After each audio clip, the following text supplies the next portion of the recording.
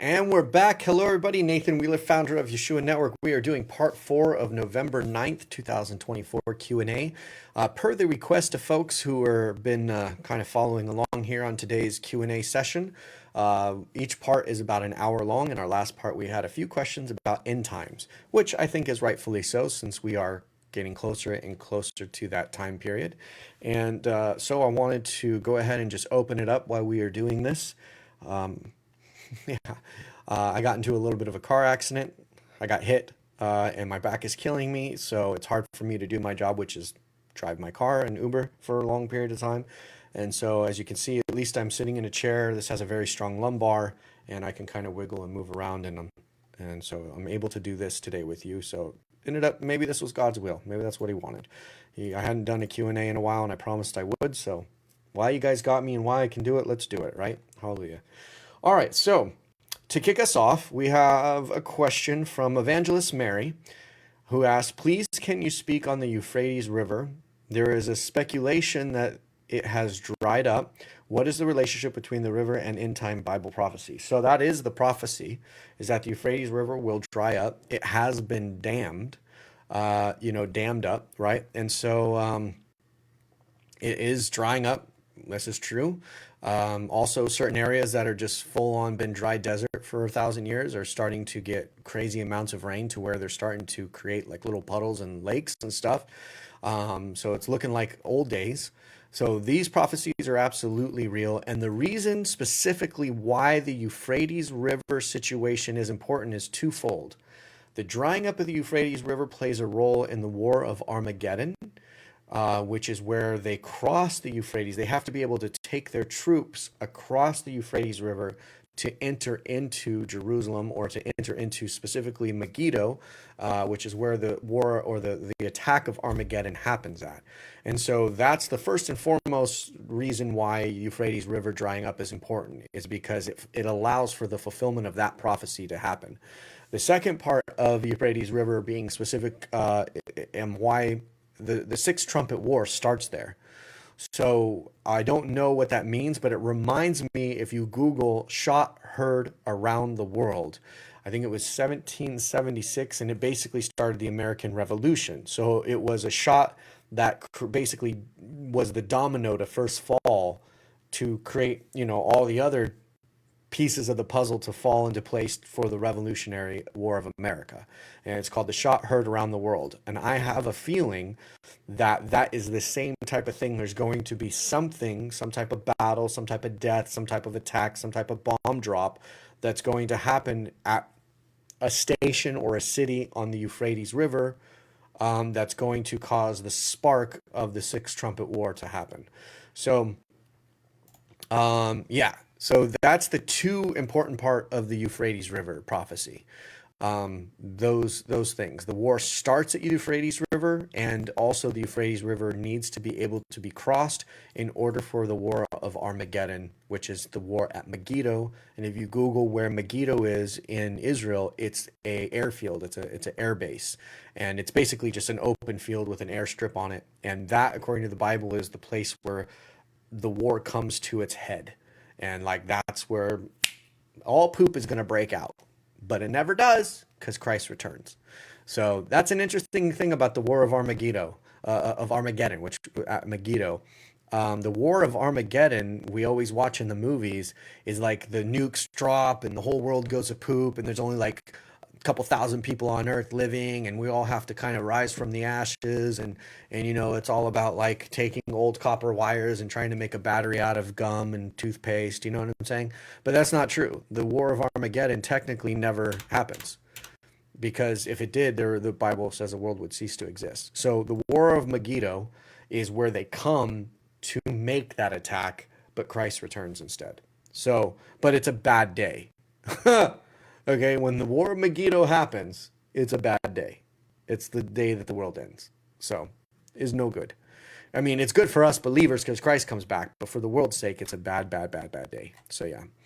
Therese says, Nathan has been telling everyone to prepare for many years, and he has said in the previous part 4, we are going to be in a very tricky, possibly dangerous times in the next 3 months.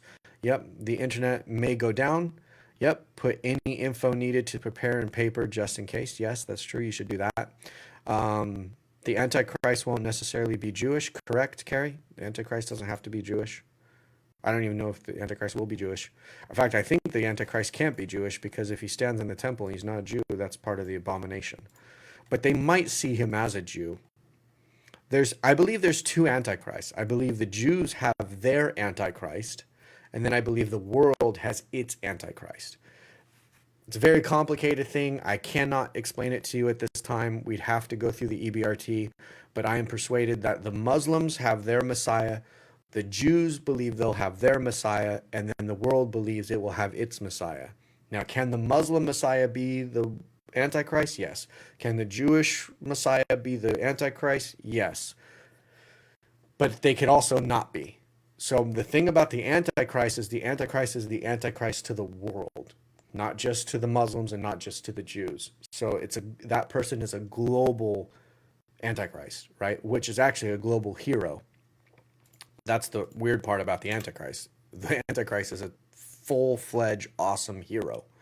So that's not something I think most of us think about, especially if you watch a lot of Christian-made movies. He's evil and conniving and, you know what I'm saying? But that's not the case. He's charismatic. He's a great speaker. He's likable. He does really good things for the world as far as the world perceives. He's a full-on hero. So according to the world. So that's the thing. That's like, you're like, wait a second. So somebody I might even be like cheering on because like he brings a 6-trumpet war to an end. He brings nuclear holocaust to an end. Like I might be rooting for this guy. Like, yeah, man, thanks for putting an end to that. Yep.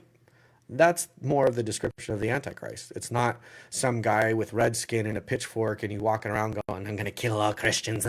No, that's not how he's going to come to the stage, to the theater of the world, as they say. Julie says, isn't there a website where people are mentioned the one world religion will be centralized on the Temple Mount? I don't remember where that website is. I don't think the one world religion will be centralized on the Temple Mount. There might be a website for it, but I'm not sure that would be the case. I believe that that's the new Babylon. The Tower of Babel. Not Babylon. The Tower of Babel. Like, I don't know. Maybe. I don't know. You'd have to send me a link. If you find it, send it to me. But I do know that the Jews are very open and wanting the Gentiles to become Jewish when the temple gets built. They will welcome Christians and they will welcome the world to come and participate in their temple. Why wouldn't they? It's more donations, right? And it's more promotion of their culture and their faith and their God. So I do know that the world will be welcome to call the temple of all people, but I wouldn't say that that's a one world religion. There is actually a one world religion created by the one world government, and it already exists. That coalition of religions already exists. It's been around actually since the 80s. But it's really finding its ground and it's really establishing itself. Is it 80s or early 90s? Might be early 90s. If I remember correctly, it was established in San Francisco, of all places. I don't think that that's the home of it, but it was established in San Francisco. For some reason, I'm thinking 1994 or 1984. But yeah, was the one world religion was established. That's where you see those bumper stickers coexist and all that stuff came from that. All right, let's see. Where was I? I lost my place. The website. Oh, unless you're also thinking of Jerusalem or the templeinstitute.org. That's to learn more about the temple being built. That's the official Jewish website for the people who run and will be and are responsible for building the temple. So templeinstitute.org. You can put in Jerusalem Temple Institute and it will come up. Just Google Jerusalem Temple Institute. You will find the official site, and they do like a post every 3 days, every 2 days, I think, maybe even every day now. I don't really follow it much myself anymore because I already know where we're at. And I'm like, I don't need to see and torment myself every day with the excitement. Yes, I am very excited for the temple to be built. And you know what's so funny is I had somebody share a video, which I watched. It was great. It was a great sermon. Somebody shared a sermon. They thought I would enjoy it. I did. But in it, I think it was that sermon. Maybe it was another one. I might be confusing them because I've not been feeling well lately. But he had talked about how people will be celebrating, Christians will be celebrating the temple, and how that's not biblical, and how they'll be celebrating the temple as if to like worship the temple, or to worship like, or to participate in sacrificing animals for the atonement of sin and stuff like that. And I don't know, maybe a Christian might go and just do that as for the experience, but I don't know. I wouldn't say that that's some type of false spirit. God himself told the Jews to build the temple, the third temple. Christ describes in end times, in the Revelations, you know, the Matthew, I think it is, don't build the outer court because there you'll be sharing the Temple Mount. So, but he's commanding them to build it. So, for any Christian who supports the building of the third temple, I'm of the persuasion that it should be because you know what you're doing is you're witnessing the ushering back of Christ. You're as a Christian, I'm excited about the third temple being built, not because of the excitement of animals being sacrificed, but because it means my Messiah is returning literally in the next few years. That's why I'm excited, and I should be excited about it. I should want the temple up tomorrow. Why would I not want Christ to return ASAP? So, Jerusalem Temple Institute, Google that, you'll get their website, and they're the people who are actually running it and controlling it and have been building it and have already built all the pieces, all the chairs, all the lamps, all the stones. They're already built. They've been built for years. They just needed the heifers and they needed the Cohen. They have the Cohen, they have the heifers. So it's game time, my friends. It is game time. Now, I'm going to say, before we continue any further in this Q&A part 4 here, let me stop blocking my chin. You may learn information in this video that if you research it and you Google it and you read the Bible and you test it, you will realize there's truth that is going to be told. Truth that might be a little hard to hear or extremely hard to hear, especially if you have children. So, I'm letting you all know now ahead of time as a Surgeon General warning. If I could flash red lights by my head, I would. So let my hands be the flashing red lights in your eyes. Warning, warning, warning. Truth that is hard to swallow may be mentioned and talked about from this point on in the video. If that is not your cup of tea, you may want to leave now. Okay? Because I mean some very heavy stuff, the heaviest of all topics of conversations, the true end time of the world, will be discussed in this video. So, there's I feel clean. I feel like I did my duty. I am a good guy. I'm not a bad guy trying to ruin your day. Okay? I've warned you. There it is. I should put a warning at the bottom, but I don't have the technology to do that at this moment or the time to set that up. But I should do that where I put like a flashing warning sign underneath my face here. All right. Here we go. Suze says, some people say the third temple is actually the physical body of Christians and not a building. Can you quote some scripture that proves it's really a building? Sure. So Suze, let me ask you this though, right? Let me ask you, where did you, I know people do to say that. I'm not saying they don't. I totally know they say that. But let me ask you this. Have you heard somebody say that? And if so, who? And the reason I'm asking you is because that person is like saying some really crazy lies. Like really, like that's just insanity to me. Like, and here's why, right?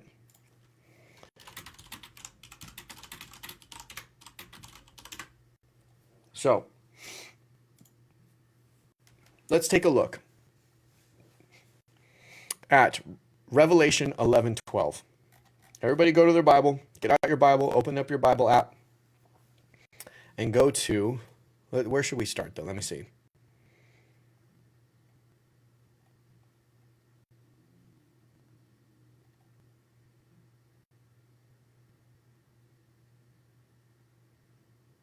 Wait, is it 11:12? No, 2. Sorry, 11:2. My bad. Not 2, not 12:2.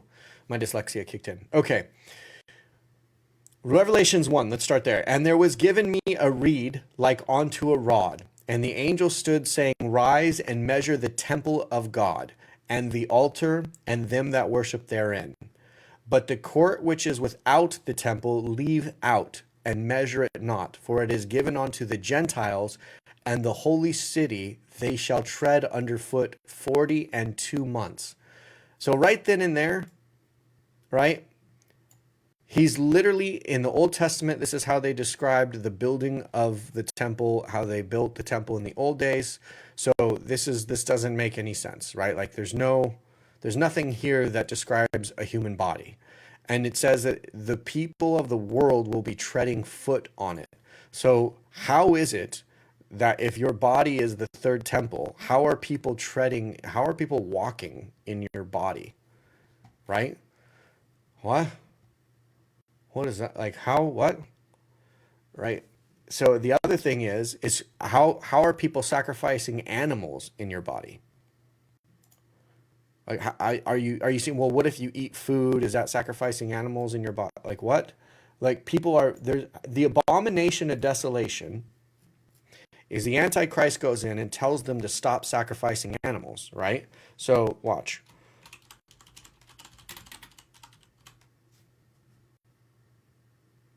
Watch.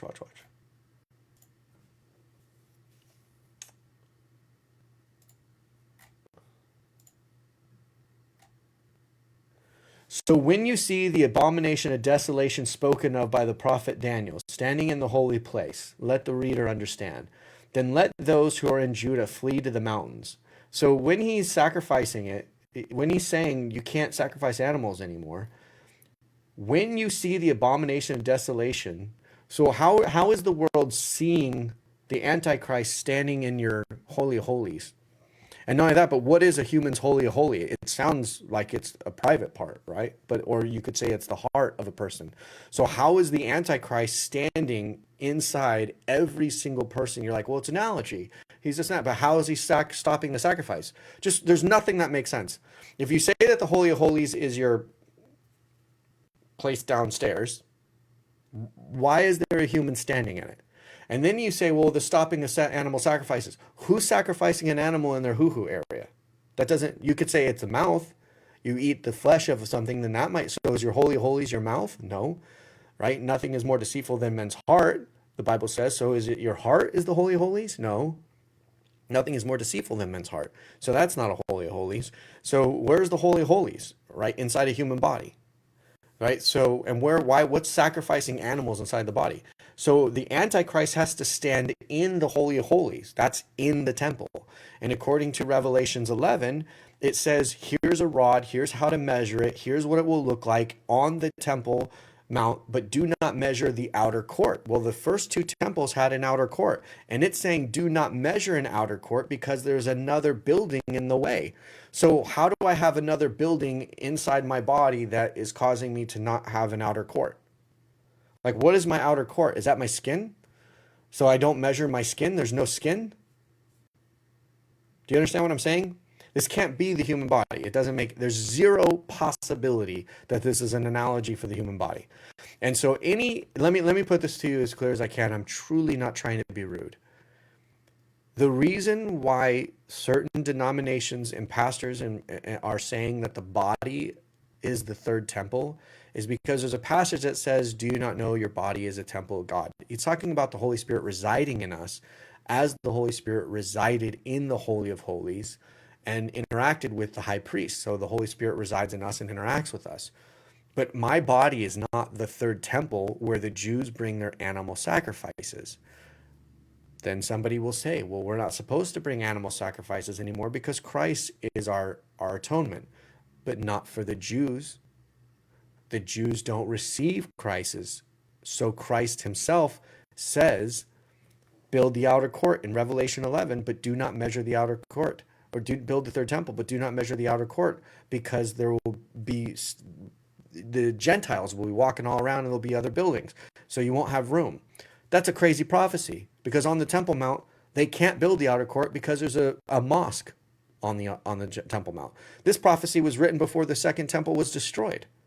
So this is craziness right here. So absolutely cannot be in any way, shape, or form our body is the temple. Nobody's walking inside me and you at the exact same time all over the planet, and the whole world's watching it on TV and then says, I am the reason why this temple got built. You can't sacrifice animals in here anymore.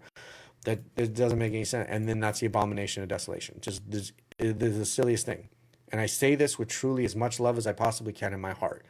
If there's any person who you're watching or listening to who has ever said that the body is the third temple, they're absolutely of a false spirit, like a really, really bad false spirit. And I normally don't speak this kind of thing about anybody or anyone, but I would absolutely leave that teaching.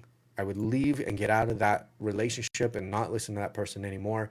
The level of the ignorance to say that is too, it's not ignorance is my point. The level of somebody being convinced that the third temple is the human body is proof they don't know anything what they're talking about, so much so that it's proof they're doing evil. Anybody who reads the Bible enough to where they're teaching it from a video or a pulpit or anything like that, if they've actually studied the Bible to the point where they're teaching it and they're saying that the body is the third temple, they've moved past the possibility of them being mistaken. It's way too clear. It's way too obvious. No human being is standing in anybody else's body telling us that we're not allowed to sacrifice animals in our body anymore, and we can't build our outer courts of our body because there's another building in the way. Like this isn't possibly an analogy, so it means that they're intentional liars. Do you see what I'm saying? It's so extreme of that they're mistaken it as an analogy that it's not an analogy mistake. It's an intentional lie. This is something I will stand on that mountain and die with. That if somebody is teaching you the temple, the third temple being built is the human body, and thus the third temple being built in Israel is the Antichrist temple or the Satan's temple, they are intentionally lying. Like it's impossible for it to be a mistake. And if they don't know the Bible well enough to where they were told that, they shouldn't be teaching the Bible. Like if they're just regurgitating what their mentor taught them, they shouldn't be teaching the Bible. They should only be teaching the Bible if you know the Bible well enough, especially on a platform of any sort like that. So I hope that helps you. Can't stand in my holy holies, Antichrist, and the whole world's going to see. That's not going to happen. And I don't sacrifice animals inside my bodies. I don't slit their throat and the blood pours out inside my body. I don't have a whole animal in my body being sacrificed. So it's not a thing. Not possible. So I hope that helps.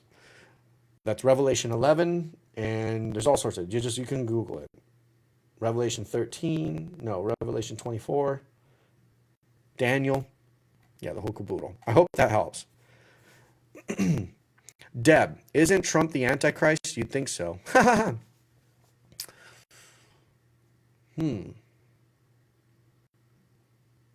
So it's a fair question. It's a fair question, Deb. So let's take a look at it, right?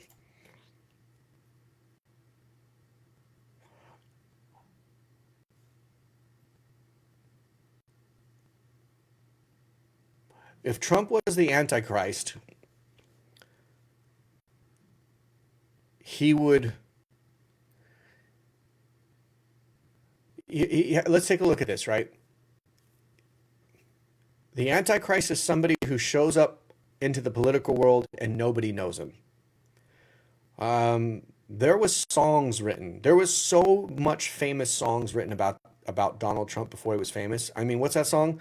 Bill Gates, Donald Trump, let me in, y'all. Let me in, y'all. Or, yo, I want to be balling like Donald Trump. I want that riches like Donald Trump. I mean, there's buildings all over the world with his name on them.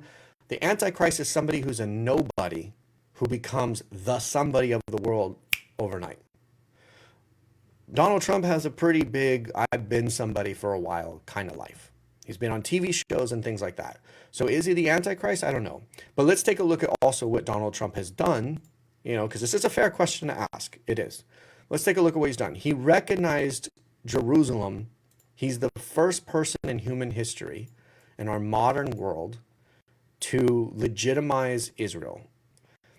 He recognized Jerusalem as the capital of Israel, legitimizing officially what was created in 1948, right?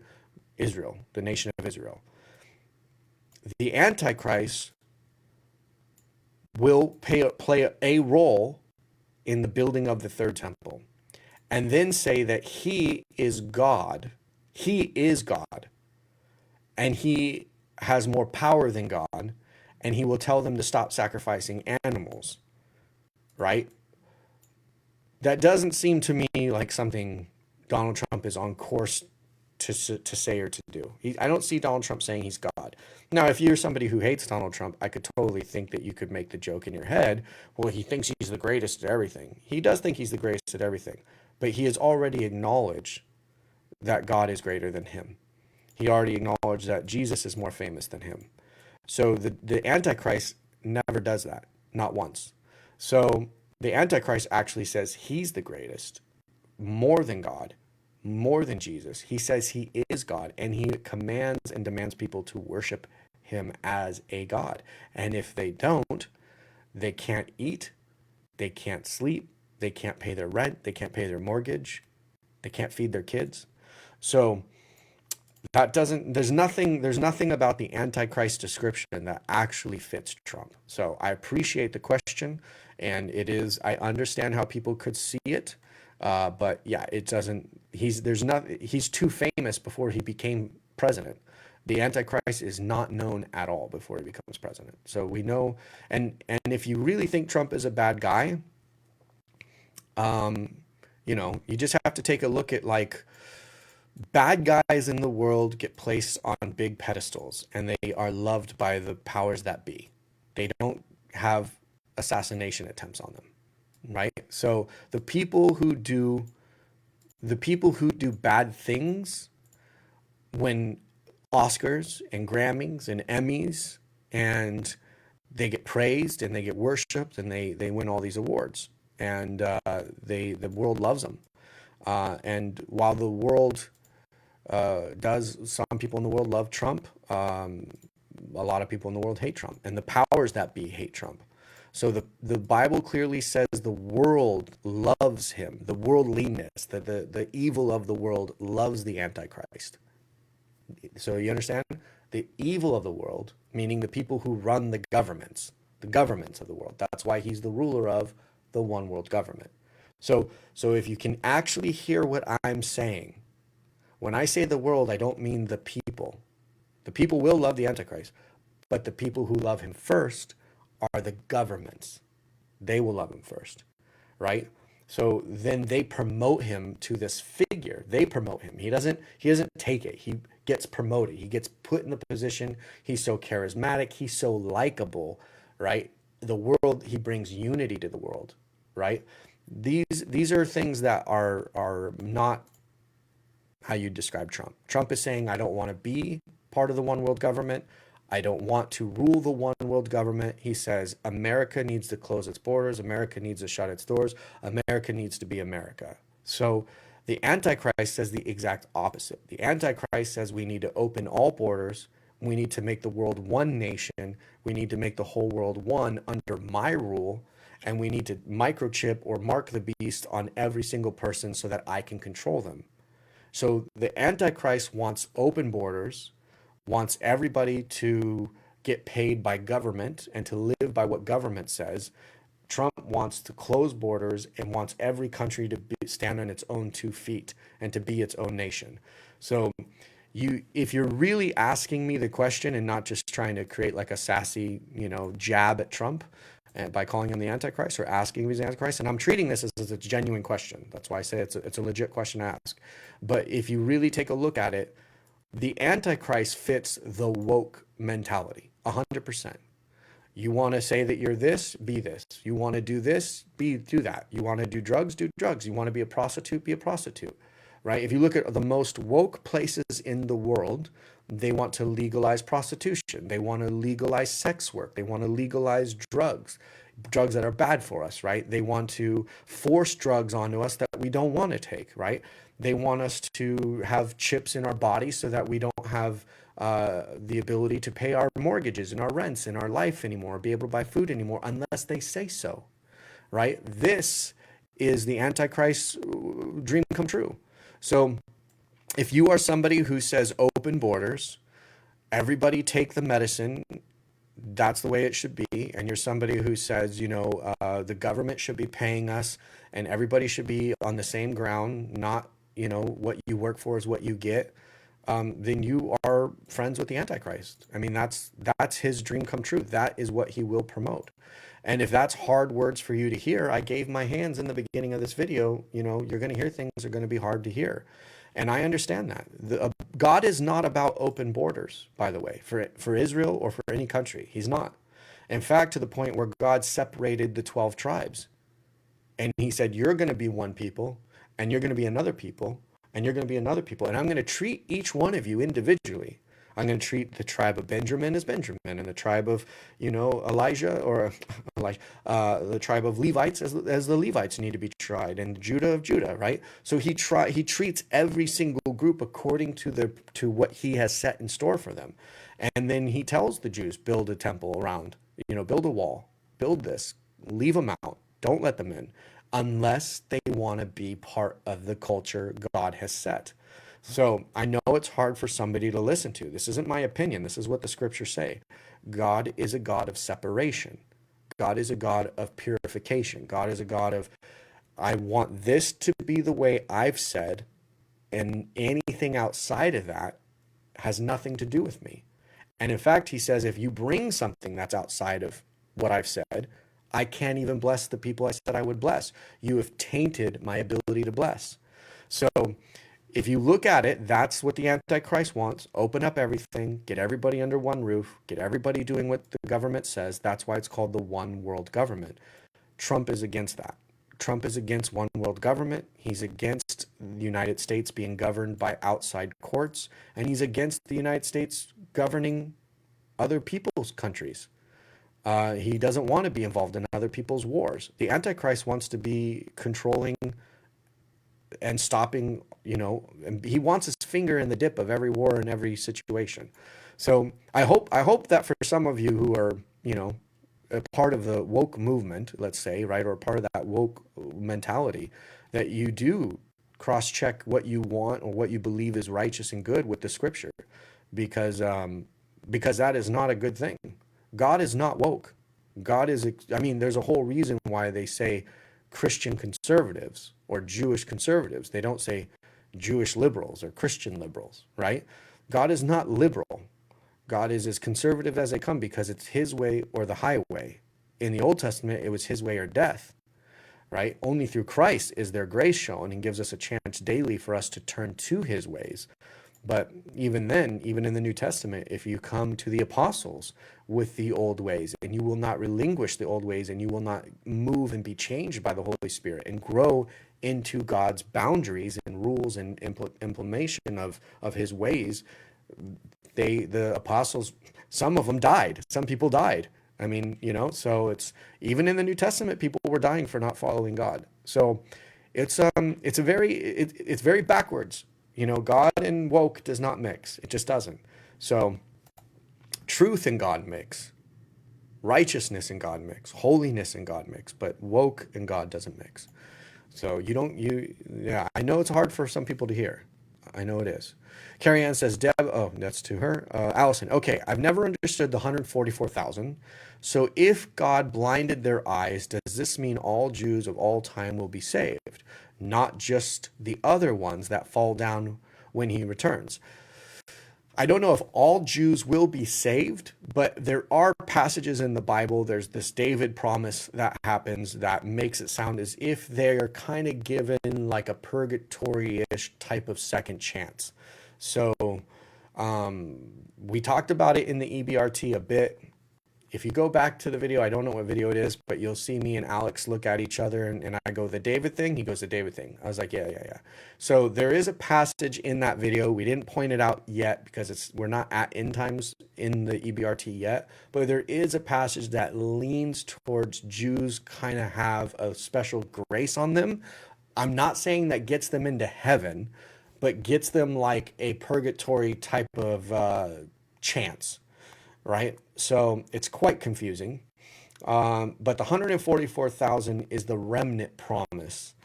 So again, each individual since the Jeremiah covenant is graded and interacted with according to their own actions now. It's no longer a tribal situation. It's according to their own interactions with God, right? So these 144,000 are Jews, 12,000 from each tribe. They are not Gentiles. I know there's a bunch of Gentiles that are told by some prophet or some church that they're one of the 144,000. Sorry, you're not. I'm not either. I'm not part of the 144,000, but that's okay. I really don't want to be. I want to be part of his Christian family, his bride. And the 144,000 is the 144,000. It's a remnant. So being a part of his bride is better than being a part of the 144,000, but it's neither here nor there. We all go to the same place. So I'm not better than anybody else, and that's that. That's assuming I go to heaven, but yeah. So but the 144,000, it can be confusing, I know, for people, but it's 12,000 of each tribe so that God kept his promise that he would always have a remnant. That's the reason for it. He said there will always be a remnant who's right with me. And so there's 12,000 of each tribe, and the number 12 has significance to it, and 12 tribes times 12 is 144,000. That's why. And it really isn't much more magical than that. He just kept his promise and made sure there was a remnant. So, yeah. Julie says, interesting. I see if I can find the link. Oh, gotcha. Says Christianity is illegal. According to Jews, Christianity is illegal, yeah, because they don't receive Christ as the Messiah. So we're technically, in their eyes, following a false religion or a false belief, especially because they perceive, too, that Christians believe in 3 deities. So that's another reason why Jews say that Christianity is illegal. So unless you're talking about something else, but yeah.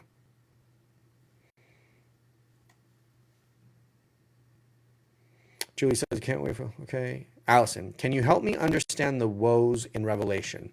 It seems from Revelations 8:13, they are the 5th and 6th and 7th trumpet.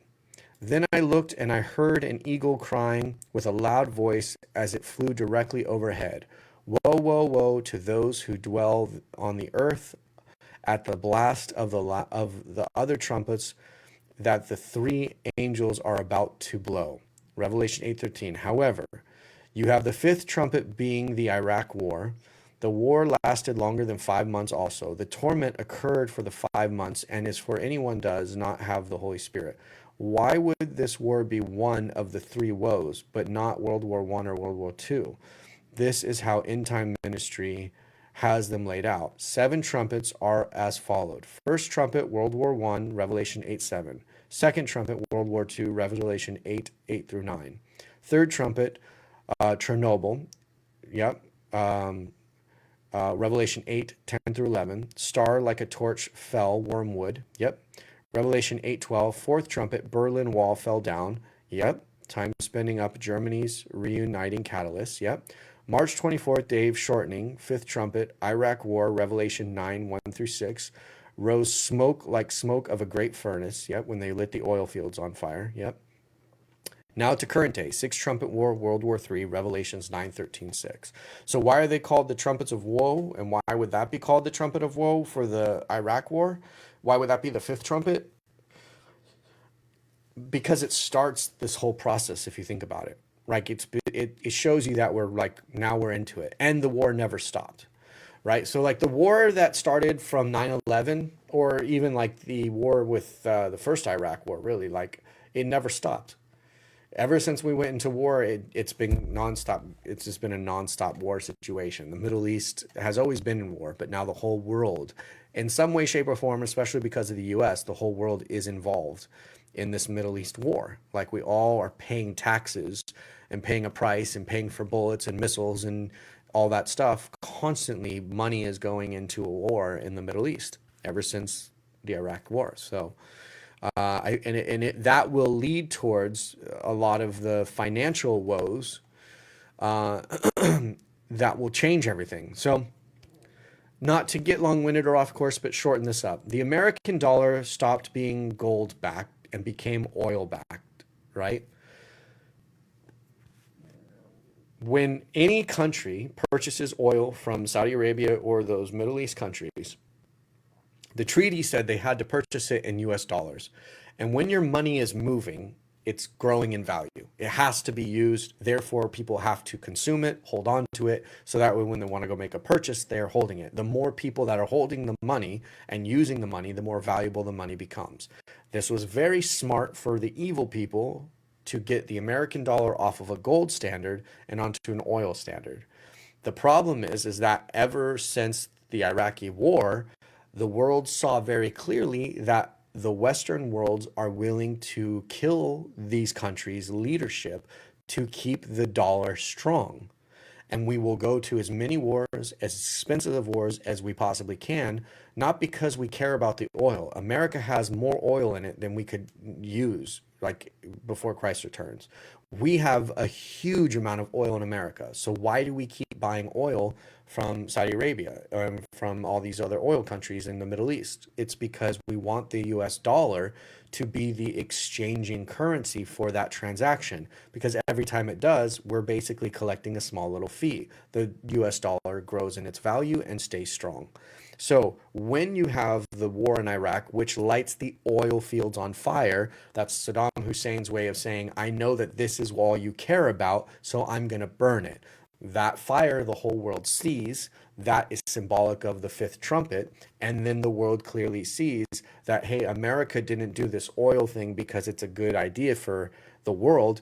America did it because it's greedy and wanted to basically gain off of the need that the whole world has for oil, right? Whether it's cosmetics or plastics or rubbers or gasoline or jet fuel or bunker fuel for container ships that are transporting all our goods. Basically, anything and everything that's ever created and anything and everything that moves is using oil in some way, shape, or form. And America's like, so no matter what, even if you never buy any goods from us, you're still paying us. We're still getting paid. It's like the record label owning the rights to the music, right? We own the rights to the music. You can't buy the music without us.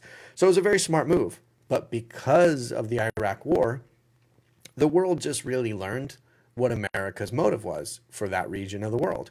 And they have decided since to no longer use. They did not renew the contract. Most of the world doesn't know this, but the American dollar is no longer backed. While we're making this video, the American dollar is no longer backed by oil. Do you know what it's backed by? Nothing. As of right now of this video being made, the American dollar is represented by vapor. It's only represented by the fact that the world holds so much of it. And as the world is exchanging the American dollar for other types of currencies, and maybe even the one world currency, the American dollar is going to drop significantly. It has no more value. So what Trump will try to do, which the world will say, the evil people of the world will say that Trump is an evil person for doing this, is he's going to say, well, the American dollar needs to be represented by something. And the most stable thing that a dollar can ever be represented by forever and ever is gold. So he's going to say, let's get back on the gold standard. Or I think if he's really, really, really smart, he'll say, let's put the American dollar based upon American export or American inventions and things like that, because the whole world uses American inventions. So if he was really smart, I think he would do it on that, but he'll probably play it safe and he'll say, let's go to the gold standard within his last 4 years as a president. And the world will say that's evil. And in reality, it's the opposite of evil. It's actually the wisest, safest thing for the American dollar to do. If he puts it on something that can be manipulated or destroyed, or the rug can get pulled out from underneath it, like oil, it's a form of evil. So, yeah, but that's why the fifth trumpet is the beginning of woes. Because now, if you're thinking about it, but what does America have to do losing its dollar value? Everybody check this out. If you don't know this, I hope I'm not boring everybody. I can't tell if I am because I can't see, but watch this. Do you know how America has a larger military than the first and then than the following 9 countries combined? Have you ever wondered? Is it just because we make such great movies and sell such great music? No. It's because they were smart enough to make that transaction where we basically take a little piece like a credit card.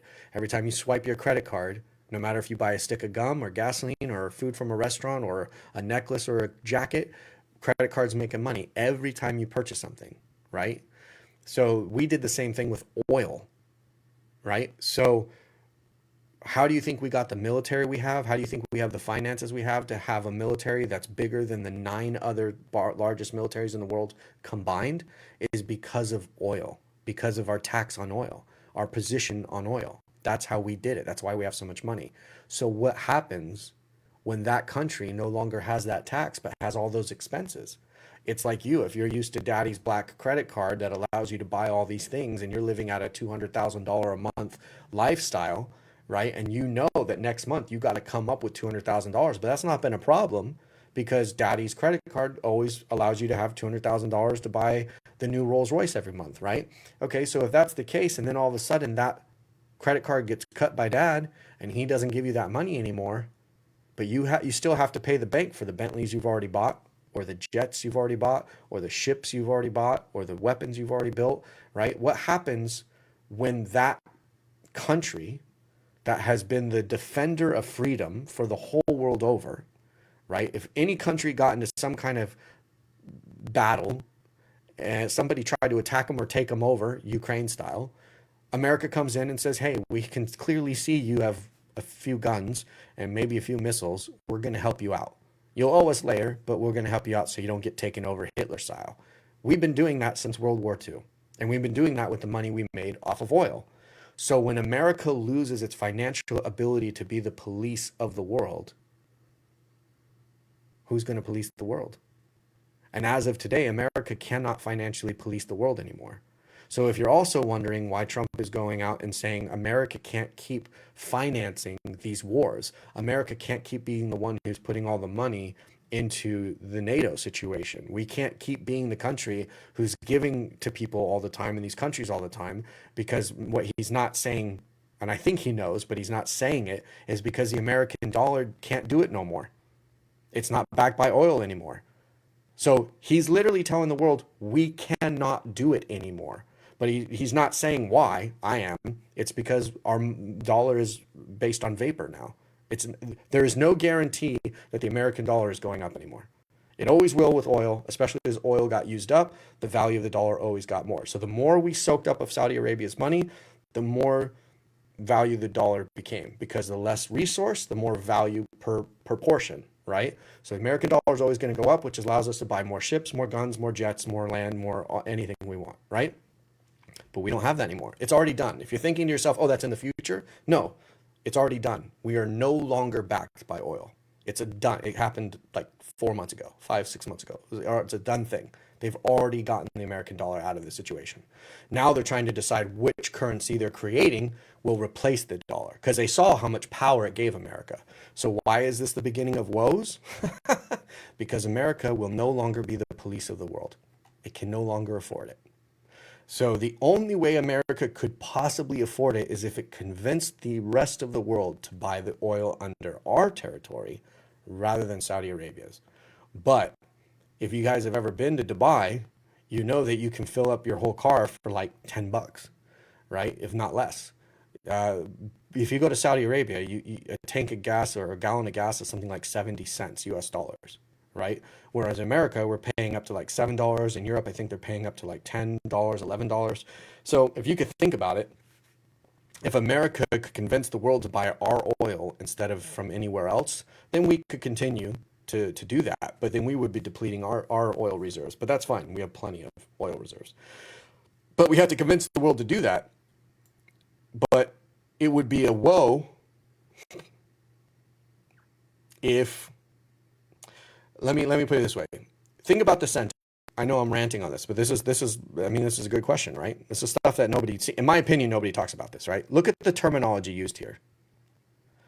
Then I looked and I heard an eagle crying with a loud voice as it flew directly overhead. Is anybody picking that up?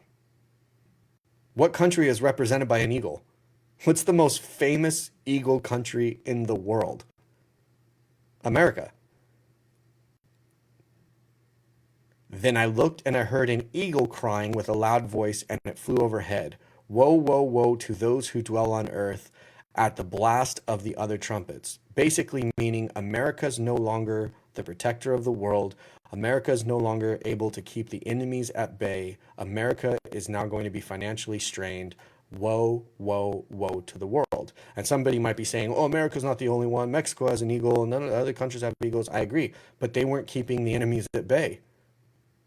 They're not the number one protectors of the peace on the planet. America has been. So this is a thing. This is totally a thing. So I'm glad it got brought up. And I think people should totally be aware. I mean, I've been saying you're running out of time. But yeah, so we're past out of time. The dollar, as of today, is worth zero money, except for the fact that we're still a military police. So countries pay us to, every time somebody calls on America and says our container ship is on your way to America and there's pirates going to attack it, they have to pay us to come to do that. But is it enough to cover the cost of us keeping our ships on the ocean? No, right? Like you need that oil thing. So, and other countries owe us money and all that kind of stuff. But China owns more American land than anybody else. China holds a whole bunch of American dollars. So I'll say one more thing. The reason why China is the biggest threat to America, it's not Russia. The reason, in case anybody's wondering, right? Like, because this is end time stuff. In case anybody's wondering, why is China the greatest threat to America? China has been very, very smart. They own and hold more American dollars than anybody else in the world outside of America. Now, the reason why that matters is that when China says, I'm going to buy a US dollar for however many Chinese yen, right, they're establishing the value of the Chinese yen. But because the Chinese government is a dictatorship and they have their own ecosystem and they don't have any reason or agreement to play nicely with the world, they can actually tank the value of their yen. Let me explain this to you. If you think of the money of the world or the money of the US as a building, and whoever owns, let's say, the entire north wall of the building, some country named China has bought the entire north wall of the building. They own that much of a portion of it. If they decide to devalue their entire wall and bring it to the value of a single brick, they would make the whole building come crashing down. If you research the last 15 years, you will see articles, you will see how America has complained that the Chinese are deflating the value of their yen, which would seem really weird. Why does America care that the value of the Chinese dollar is going down? What you won't read in those articles is that the Chinese own more American dollars with the value of their yen. So if the value of the yen goes up, since they own so much American dollars, the value of the American dollar goes up with the yen. But if they should tank it artificially, which is what they do every single year, they deflate it every year instead of going up with the rest of the world every year. When they do that, they're hurting the American dollar. So if China wanted to hurt America, all they'd have to do is completely annihilate the value of their yen. And they can do that without hurting their economy because they're a self-sustained bubble. Now, if you listen to what Trump is saying, Trump is trying to say America needs to become a full-fledged self-sustained bubble. We need not to be relying on products and services from outside the United States.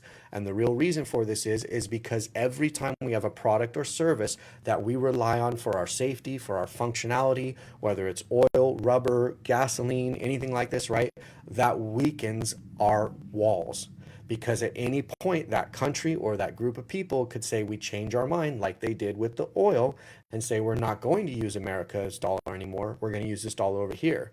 And the moment that happens, the value's gone. The whole wall of the building is removed. So the oil wall is already gone. And if China should decide at any moment to just sneeze and crush its value of its yen, which it could do without ruining its country, it could totally still function because it's a dictatorship. So because a militaristic government can tell its people, keep making bombs, keep making houses, keep running electricity. Here's our own oil, use it. Here's our own diamonds, use it. That's the benefit of a dictatorship. And that's why the Antichrist will look like such a hero, because he's saying, let's do that for the whole world. Let's get everybody on that type of dictatorship so that I will just say, you keep doing it, here I'll pay you with government money, right? And where's that government money going to come from? From things we have to do. Oil, water, electricity, all the things that humanity in today's world needs. Food, right? They'll tax all that to the point where they're able to pay everybody whatever they want. So basically, China is more of a template for the future than what Donald Trump is asking for, right? So democracy is not the future of the world. The Antichrist is more of a dictator. So that's why China can crush its dollar or its yen, which would crush the United States dollar in a day, and then we would all be screwed. Because it would cost you 10,000 US dollars to go buy a loaf of bread. And that's the reality of it. And if you guys are wondering, 2 months ago, the Japanese yen fell 20-30%, and the stock market in the United States crashed 20% in that day. So again, if you're wondering if I'm telling the truth, just Google yen crash, type in Japanese yen crash, and then look at the US market on that day, and you will see that it fell 30%. That's the Japanese. The Japanese do not own a big enough portion of the United States money to, if the Japanese yen fell like 30% and the US stock market fell 20%, which is the US value of money, fell 20%, right? And the Chinese can reduce the value of their dollar without crushing their economy to 1/100th of the value, then that means, and they own the most US dollars of anybody in the world, that means that the US dollar would go down to being worth 1 penny of its, and all they have to do is they control it. They don't have any international standard to keep this up. So that's how that all ties into what happened with Iraq.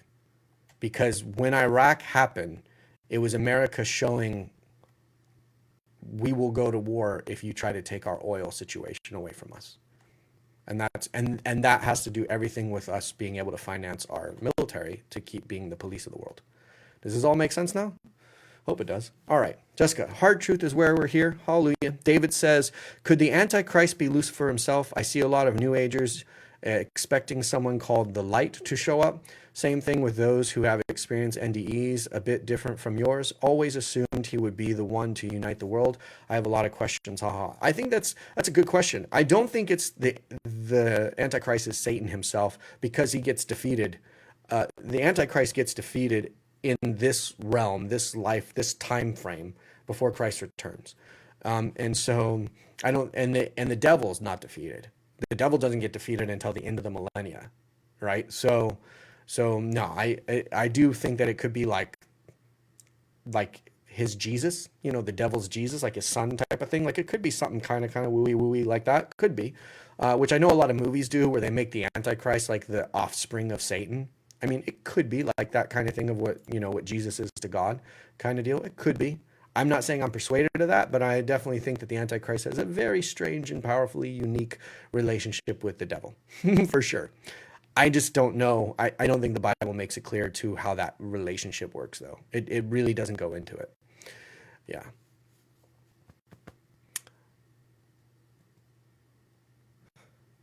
Carrie Ann says, none shall pass onto my holy of holies. Carrie Ann, that was funny. Yeah, okay. Allison says, sorry, I think last question I have is, my current understanding is that the seventh trumpet, or the seven trumpets, is the last trumpet described in, behold, I tell you a mystery. We shall not all sleep, but we shall all be changed in a moment, in the twinkle of an eye, at the last trumpet. For the trumpet will sound, and the dead will be raised imperishable, and we shall be changed. Equals rapture at the last trump. 1 Corinthians 15:51-52. However, a knowing and teaching Christian says there are many trumpets. There are several trumpet places in Scripture. The last trumpet isn't the rapture. We don't yo-yo up at the end just to come immediately back down. She also says Scripture points to absolutely only a pre-trib rapture. Daniel says it's a whole 7 years at the signing of the peace treaty. Yeah, that's what I was talking about. A revelation confirmation at 7 years, or all God's wrath in which the church is not a part of. A revelation confirms all 7 years are all of God's wrath in which the church is not a part of. And the second part to the question, okay, so that first part, I don't agree with that at all, because how does the Antichrist make war against the sheep, the sheep of God, like the lambs of God, and overcome them if they're not here? And why does the book of Revelation say that the souls cried out from underneath the throne, saying, when will you avenge us? And the one on the throne says, not until the rest of your brothers and sisters suffer the same death and martyrdom as you are suffering. So that's at the end. So how are there still people that need to be martyred in Christ if by the Antichrist, if we aren't here? That doesn't make sense. So that's, I mean, I don't know how to else to respond to that. I know those teachings that people teach, but it's just clearly wrong. And the wrath of God is not, the wrath of God doesn't happen until the seventh, like at the seventh trumpet. The wrath of God is during his return. The wrath of God does not come before that. Everything else is the wrath of life, the wrath of earth, the wrath of man. All the horrible things, the stars falling, the blood, all that stuff. Like there's a, that's not, that doesn't say that it's God's wrath. So, but yeah, I mean, it clearly says, I mean, how are the souls from underneath the saying, when will you avenge us? It's a time, it should be by now. You should have already done this. And the other thing is a passage that says that there's the leaders of the church will become drunkards and lovers of self. And they will say, my Lord should have returned already. He's late. Well, Christ can't be late if you're raptured. Like, you get what I mean? It's the fact that there's so many people who think they will be pre-raptured is why they will say God is late. It's because they were told by their pastors and the people they followed on the internet or TV or whatever who said, oh, don't worry, you're not going to be here for it. And then they're going to be like, wait, I'm watching TV and the temple is being built. I'm not supposed to be here for this, according to my pastor, according to my teachers, according to the person I follow. I'm not supposed to be seeing this temple being built. I'm supposed to be gone already. And then when the bombs start dropping and the war starts happening and people can't eat food and people can't drink clean water, people start starving to death and dehydrating to death and all that kind of stuff, and the world's going to madness and everybody's killing each other and stealing from each other, then they're going to be, whoa, I wasn't supposed to be here for this. God's late, right? He should have been here already. No, if you're pre-raptured, you don't even have the chance to say God's late, because the world hasn't entered into that phase yet, right? When the treaty gets signed, there's nothing that says that when the treaty gets signed that the world is in like a horrible type of suffering. I mean, sure, you have the woes of the fifth trumpet, but it's not like notice that the fifth trumpet doesn't describe like a whole bunch of people totally really suffering. It's like more of a symbolic something is lit on fire. There's signs. There's a darkness, but there's nobody. Like 1/3 of the world's population doesn't die. 1/4 of the world's population starve to death. 1/4 of the world's population doesn't die from disease. Like those are the deaths that happen after the sixth trumpet, right? So those are like real woes. Like that's like, dude, when you start seeing 1/4 of the world die, you're going to be like, this is bad stuff.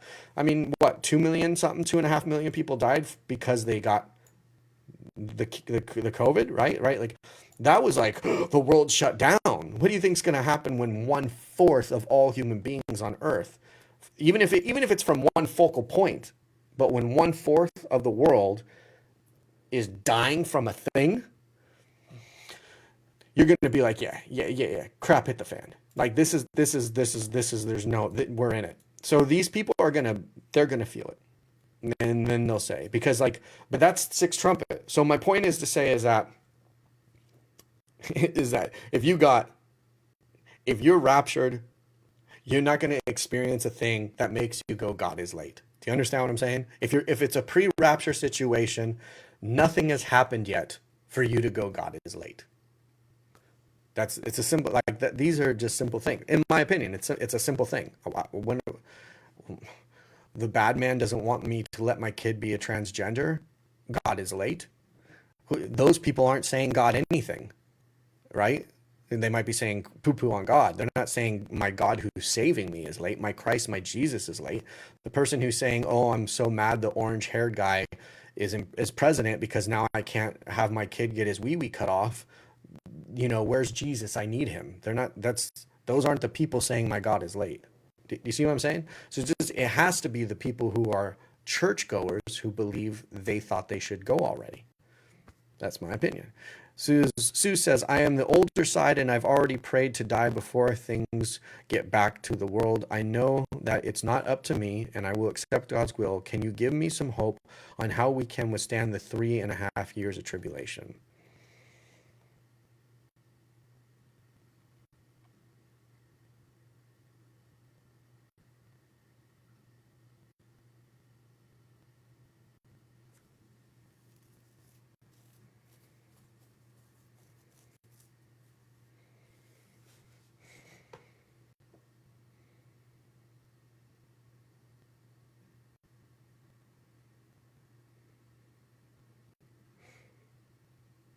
if I answer that question as you're asking me to, I mean, I could, but I honestly believe it's evil.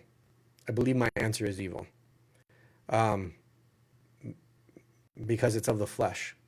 So I will do my best to give hope in what you're asking. I have said since like my very early videos that America has two possible outcomes. If you're somebody who's been around a while, you can confirm this in the comments saying, yes, this is what he said. America has two possible outcomes. Either America gets wiped off the face of the earth, which losing the oil dollar could lead to that. Or the other thing I've always said is this sentence exactly. America withdraws from the world to lick its wounds. This is the exact sentence I've always said. America will withdraw itself from the world, means it no longer will police the world. It will no longer be the one who shows up to save the day every time and use its military might to balance things out. And I know for some parts of the world, they see that as America being evil. But if you would have imagined America not in the world since World War II, the world would be a heck of a lot darker place, right? So even if you think America's corrupt and yada yada, it probably is because it's trying to maintain its position of being the good guy with some very maybe ungood things. But we have been a pretty good guy considering, you know, we were the first to drop the bombs and then we rebuilt the cities we dropped bombs on. I don't know any other country that's ever done that, right? I don't think Russia returned to Berlin and said, hey, you know, let me give you a whole bunch of money so you guys can rebuild your country. I don't think Germany sent money to France and said, hey, let us, you know, totally rebuild you back better than you were before. So what I'm saying is if you're going to have somebody who's going to flex their military might in the way America has, we've been really the right country for that. Like we've done a very good job of being restrained, but also being powerful and maintaining the peace. So that being said, America has two options. Somehow America gets wiped off the face of the earth because we are clearly not involved when all the countries come to attack Israel. We're not there. They would never arrive to Megiddo to annihilate Israel at the very, very end if America is there. So it means America has to make a choice. Either Israel is going to piss off America so bad, or America is going to be wounded so bad that it literally can't go to the aid of Israel when Megiddo happens. So some way, shape, or form, America doesn't save Israel in the end. That's what the Bible tells us. Megiddo stops because Christ returns, not because America helps. So that's a thing. That's a huge clue of America's role in the world. So if America withdraws and tries to become the bubble I just mentioned, right? Like how China, the dictatorship, but a democracy bubble of its own, then that means that America is not part of the one world government, which means that America could be a safe haven for people. Anybody who's living here, we have a big enough military, and especially if we are not exuding money and finances to be in everybody else's war and balance the powers.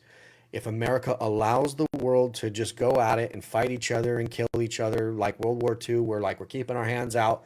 We're not a part of this. Yes, Hitler's already taken over some countries, but we're not a part of it. We're keeping our resources, we're holding back, right?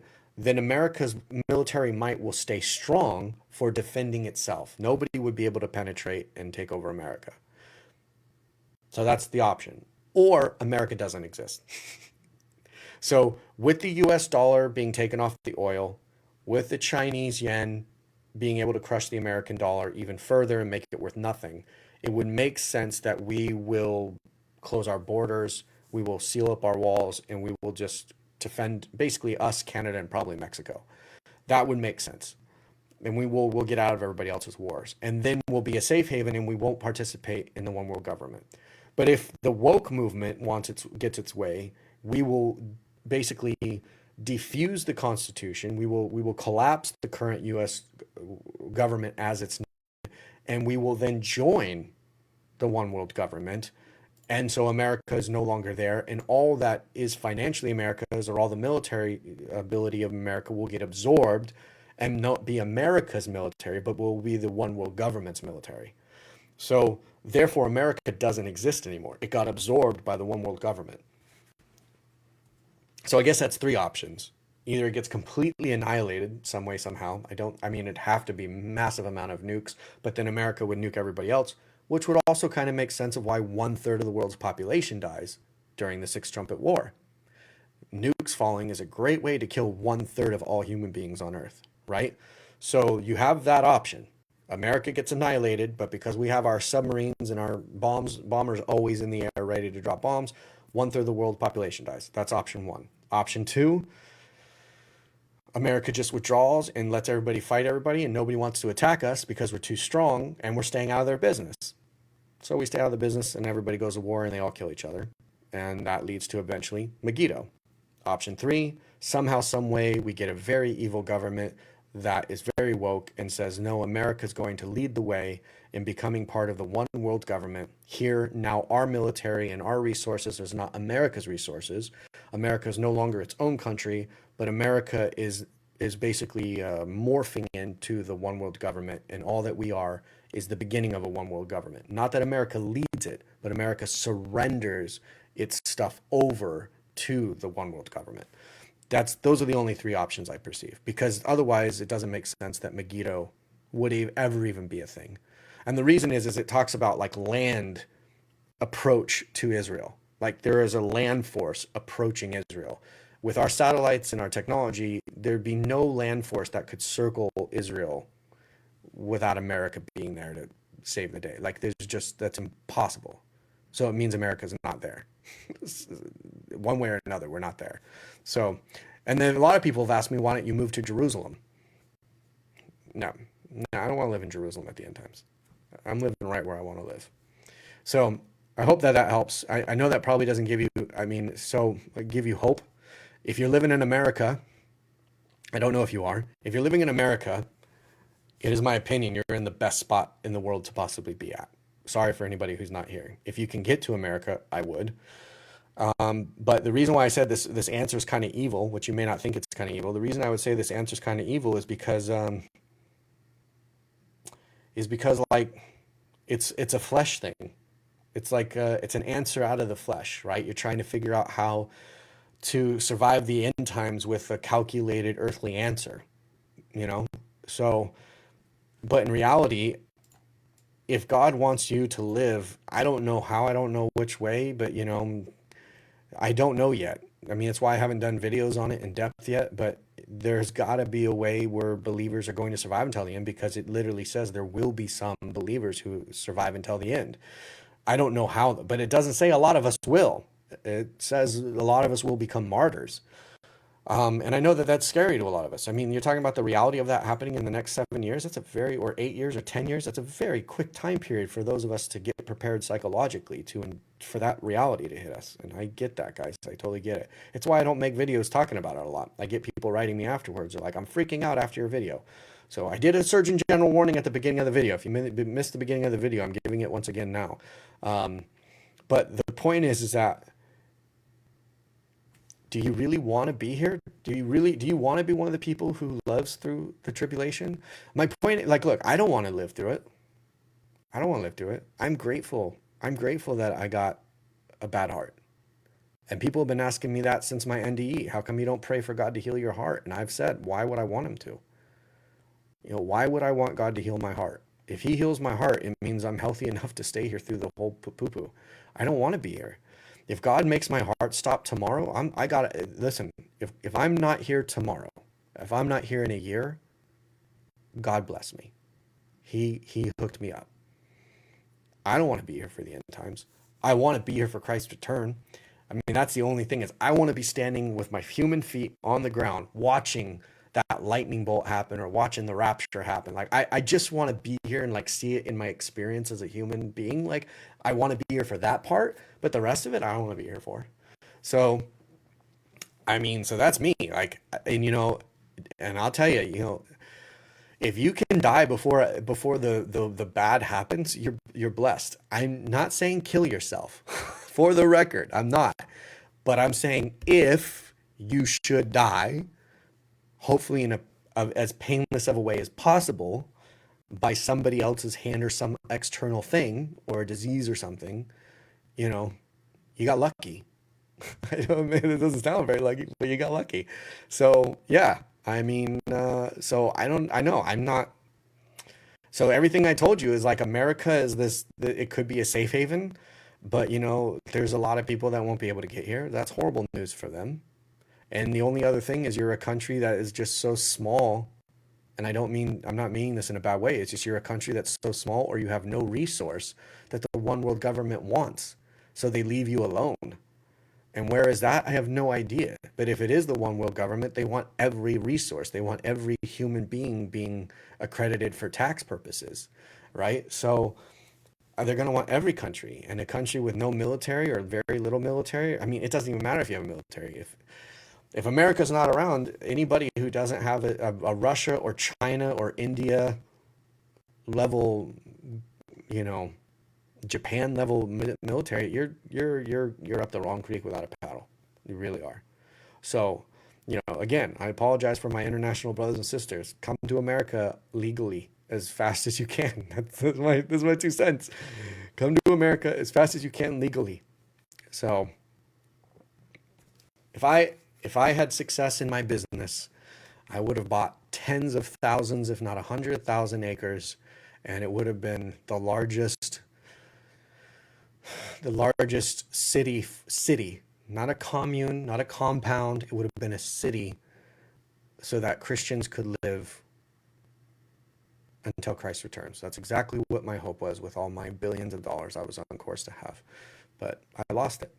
Now I can barely afford to buy my next meal. So I guess the Lord just didn't want me to do that. I don't know. I'm trying not to speak those negative things. Maybe it still could happen. I don't know how. But, if I had the money, that's what I would do. If I was Elon Musk, that's what I would be working on. I wouldn't be working on getting to Mars. I wouldn't be working on, flying, missiles in the sky or anything like that. I'd be working on building cities for believers to live on so they don't have to take the mark. That's what I would be working on. But I probably didn't just give you a lot of hope. I probably did not just give you a lot of hope. Sorry. I will say this, death doesn't hurt. Death of itself does not hurt. I know we're all naturally by our flesh scared of it, but heaven's real. It's full on absolutely real. Why would you want to stay here? This is 1 inch away from hell. This life sucks. Compared to what comes next, I've always said it. I'll continue to say it till the day I die. This life sucks. If you can go home early, you are a blessed person. Ricardo, I had the thought that the first beast, the Antichrist, the head person of a council of 7 persons given authority over the world government of 10 remaining countries after 2/3 of death population dies. I had the thought that the first beast, the Antichrist, the head person. Is there a question? I'm not getting the question, Ricardo. But yes, I understand. Is it possible that him acting as a good guy now and then turns out he is lying and pretending to be a good... Who, the Antichrist or Trump? Teresa, are you talking about Trump? Trump can't be the Antichrist. He's too famous. Before he became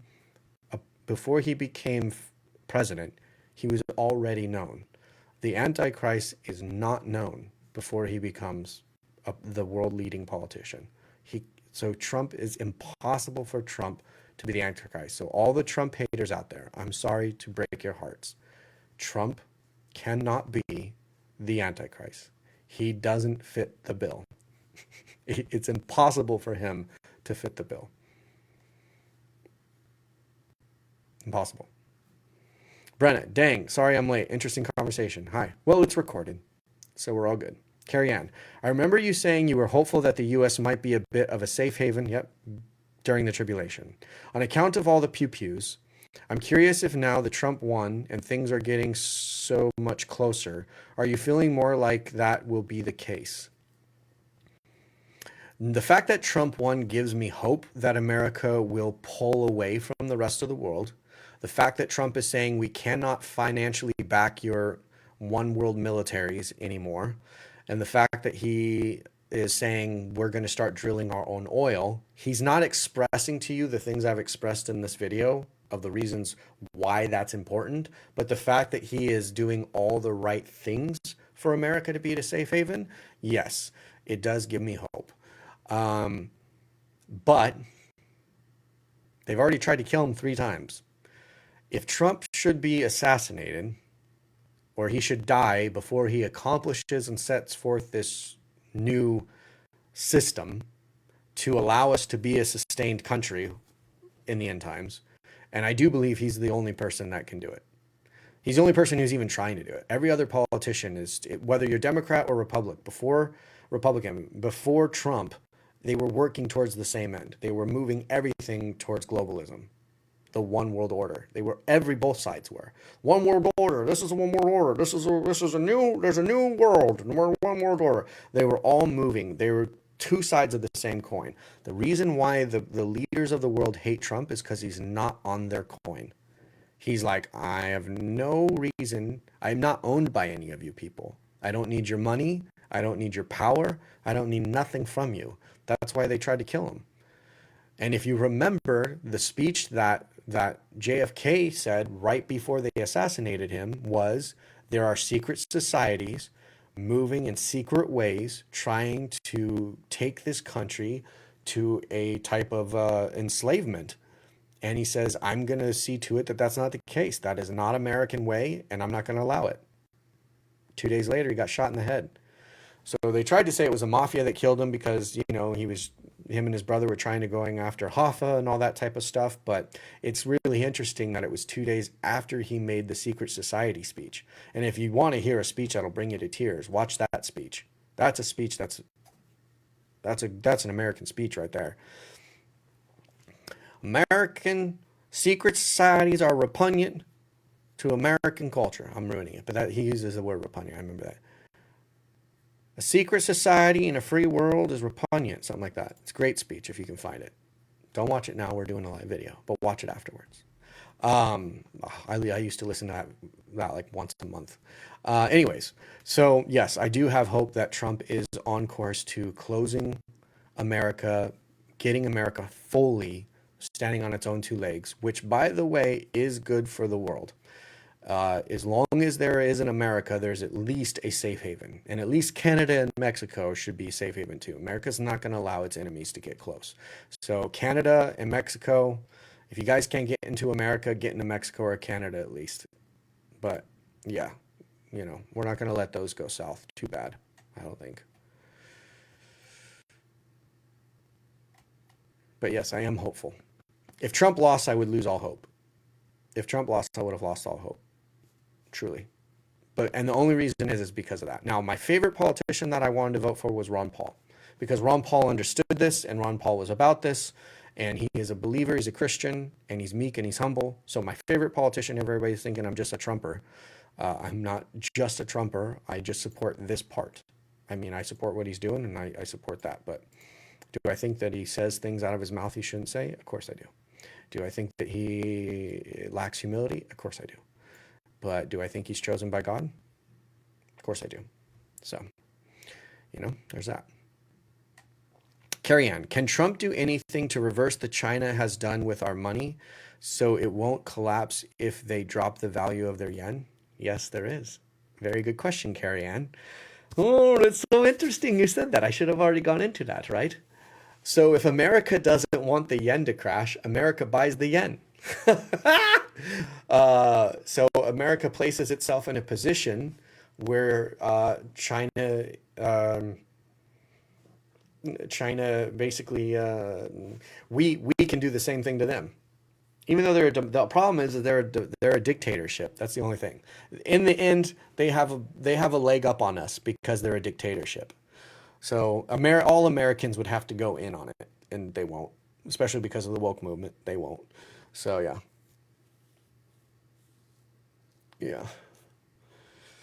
Oh, my back is killing me, you guys. I'm sorry if you see me moving. My back is killing me. Great question. So can he though? Let's see. The only other thing he can do is he can exnate. So here's what he can do. He can literally, I don't know how it's totally legal. I don't know how it's legal. But if he basically does something where he makes null and void all the notes any notes or any land that China has, he can basically wash it clean with like an executive order, right? And he can say, we're at war with China. China has made itself a full-on enemy of the United States. So all the dollars that China has, or all the notes of America that China has, we burn those in our books. So they don't even count anymore. So then if they tank the yen, basically what America's going to do is go the wall of the building that mostly China owns, we just like removed the wall and we rebuilt it. We just like took it off the building completely. So like if we chisel the wall out and we put up supports, the wall can be missing. A building can stand with 3 walls. A building can stand with 2 walls as long as you have the supports to keep those other walls up, right? So if there's a way for him to be like any Chinese owned American property, soil, which is a lot. China owns more American soil than anybody else. Then by executive order, America takes it back. The world would consider America a horrible evil if we did that, but it would save America. So, because it's basically saying like, it's like basically when you go buy this car from me and I'll deliver it on Monday, and you take all their money and they pay everything up front, and they even pay like, let's say 10 years of insurance, and they pay you up front, and then you never deliver the car, and you're the guy with the bigger gun, and you go, what are you going to do about it? You're not going to do anything. You're basically like a bully. You're a mafia bully, right? But I gave you all that money. I should own this car. And America, for the safety of America, goes, well, you don't get the car. We're going to keep the car. We're going to keep everything you bought, everything you own, all your people own. We're just going to screw you over. That's the only way to really to make it so that China can't hurt us with their yen. But I think that's the problem with being a president in the future, is you basically have to make that choice. And if you do, you will be seen as an evil person in the world. There's no way of getting around it. You will be seen as an absolute criminal. Like you'll go down in history as one of the most evil people in the world if you did that to like because now the rest of the countries, here's the other downfall of it. Now the rest of the countries are never going to invest in the American dollar or invest into American products or land or developments of any sort, because they'd be scared you would do the exact same thing. And the whole reason why countries love to do that with us is because we've been so stable, and we would never want to ruin the American reputation. So, because the American reputation is the value of the dollar outside of the oil. It's the only reason the dollar didn't crash the day that they changed the oil rule, that the Saudis and all them made the rule that they're no longer going to use the American dollar for the transactions. The only reason the dollar didn't go to nothing that day is because America has a reputation. So literally our forefathers were very smart in that we have established an American, whether you want to agree with this or not, an American love around the world and a reputation that we're the good guys. If we had not established that, the dollar would have been gone that day. So if Trump or whoever president does that to China, America would lose that reputation, and they would see it as like, oh, so you'll shoot down every boat around you and let the whole world sink in order to save yourself. And ironically enough, that's actually what I've been saying. America will let the rest of the world go up in flames, killing itself. And they're like, well, we just don't have the means to protect you guys up anymore because we're not on the oil anymore. So we have to protect ourselves. So yeah, everything I'm saying is matching up. It's super scary. But it just is Trump like Batman? You know, at the third Batman movie with Christian Bale, is he Batman enough, or is it the second movie where he's Batman enough to be the bad guy? Where is he that good that he will allow the world to hate him in order to save America? I don't know if he's like that level of hero. And the ironic thing is here's the crazy thing. If Trump did that, it would absolutely make all the people who hate him already think he is the Antichrist, which would be a great disguise for the Antichrist. Because then the Antichrist sweeps in and says, listen. This money, our new dollar, is going to be the dollar that is now operating the oil. America's punked us. They've had us all by the balls for too long. They've been big brother bully for too long. We need to govern ourselves. Let's create a one world government. Let's create a one world currency. That way we all benefit as America benefited. our military will be as America's military was, and we can't punk each other anymore. We can't pull the rug out from each other anymore because look at what happens when one country stands above the rest financially, right? It's unfair, and we're all in jeopardy of being hurt. So this would actually be a great opportunity. If the president of the United States did exactly what I'm saying, it would be a great opportunity for them to be tricking the world into looking like the Antichrist. And then the Antichrist doesn't look like the Antichrist at all.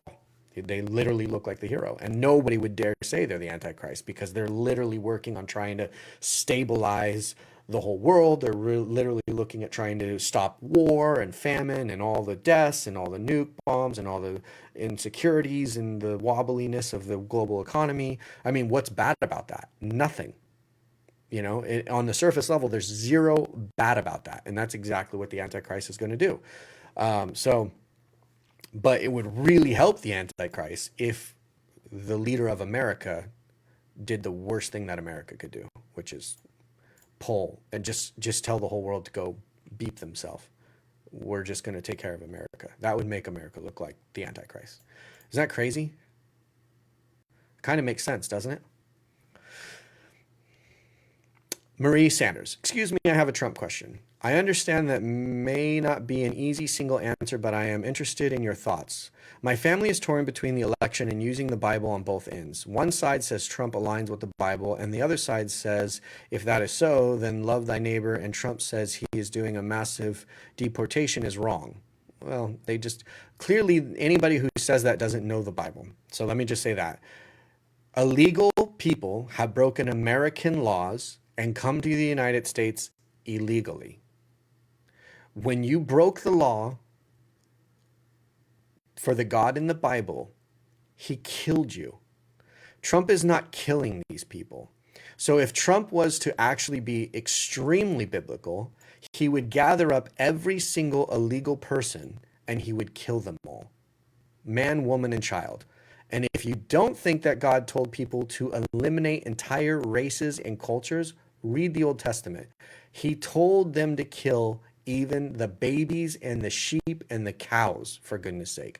So if somebody brought a dog illegally with them when they moved to the United States, if Trump was going to be actually full on biblical, he would kill the dog too, because the dog is technically here illegally. So anybody who says that Trump is doing a bad thing by removing the people who came here illegally, they have no idea what they're talking, how that's biblical, negative. Like they have no idea what they're talking about. So you continue on. I know everyone has their opinions, of course they do, but from the biblical perspective, like EBRT style, how does all of this fit? When in prayer, 1 John 2:15. So my brain went. When in prayer, 1 John 2:15. Okay, let's read it.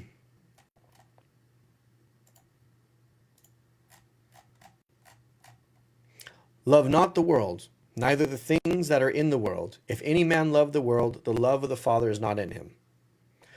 Well, if Trump wanted the world to love him, he would say open borders, come one, come all, sneak across, don't pay, don't get your license, don't get your paperwork, don't be legitimized.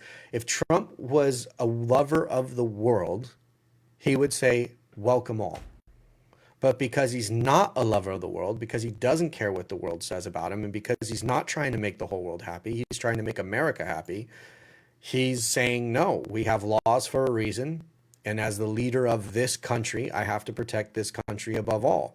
And so that's what he's doing. That's pissing off the woke minds of the entire world. It's pissing off the woke minds of the United States. So he is not going against 1 John 2:15. He's actually hearing the message of 1 John 2:15. He was appointed as the leader and defender and protector of the United States, and he's being a good steward onto that cause. He was not elected as the immigrant welcomer of a country for people to illegally escape to, or steal into, or criminally hide into. So he's not appeasing the world at all. He's pissing the world off. So for anybody, if you want to show this part of the video to your family, listen, family, anybody, family, friends, somebody who follows this ministry, Trump wanting to shut the border on illegal and remove illegal people is exactly what the Bible commands us to do. And if it was to David, he told them to kill them all. So the fact that Trump is just saying he's going to export them back to where they came from shows more grace than the God of the Bible. And if you're a believer, and you have to accept that is the fact. If you're not a believer and you say, well, then that's not my God, that God is mean to want to kill those people who broke those laws and was, defiling God's country, Israel, then that's a mean God. I don't love that God. Fine, don't love that God.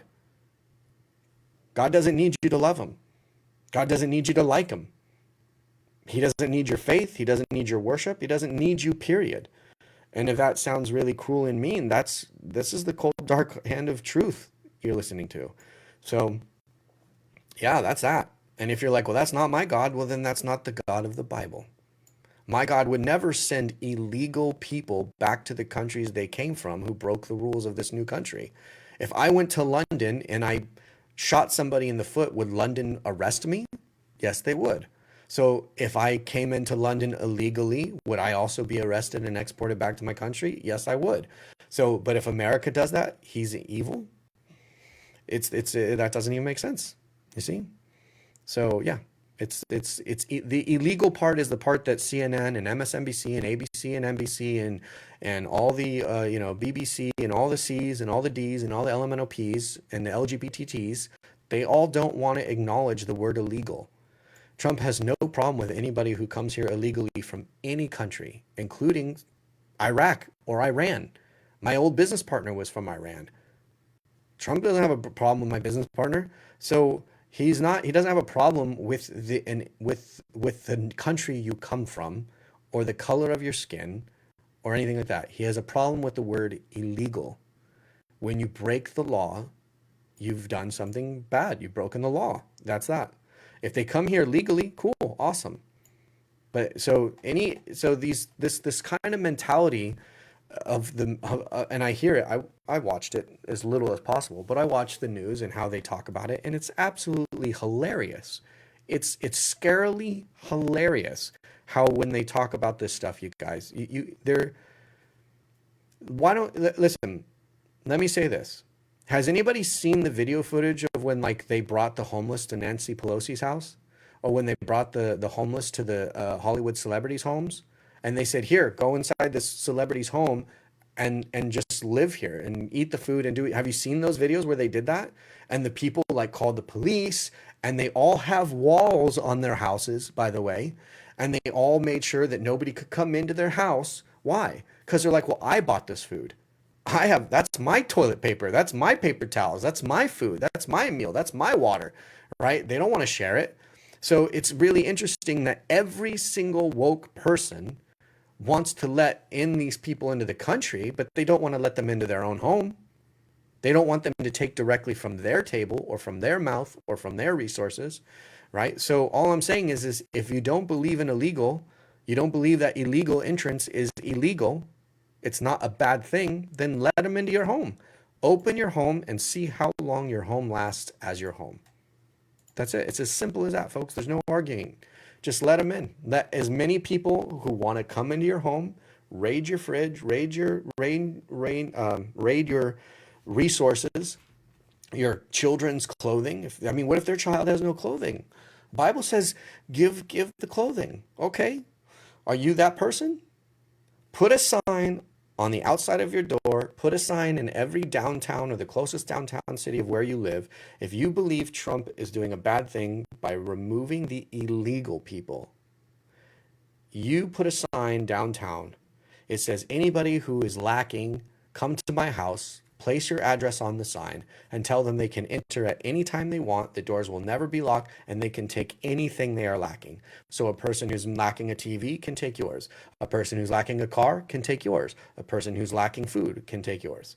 See how long your house itself stands, right? And if you're not willing to do that, then you have a problem with the word illegal. There's no which way, shape, or form about it. This is it. Allison says, to Ricardo, you're replying.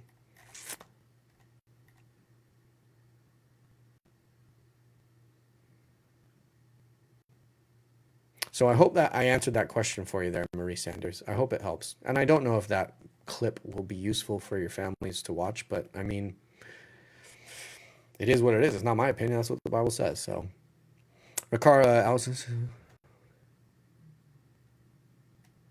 Okay, you guys are talking to each other. That's good. Allison, so do you think the Sixth Trumpet War, World War III, will happen soon, like under Trump's presidency? So interesting. Can't stop speculating.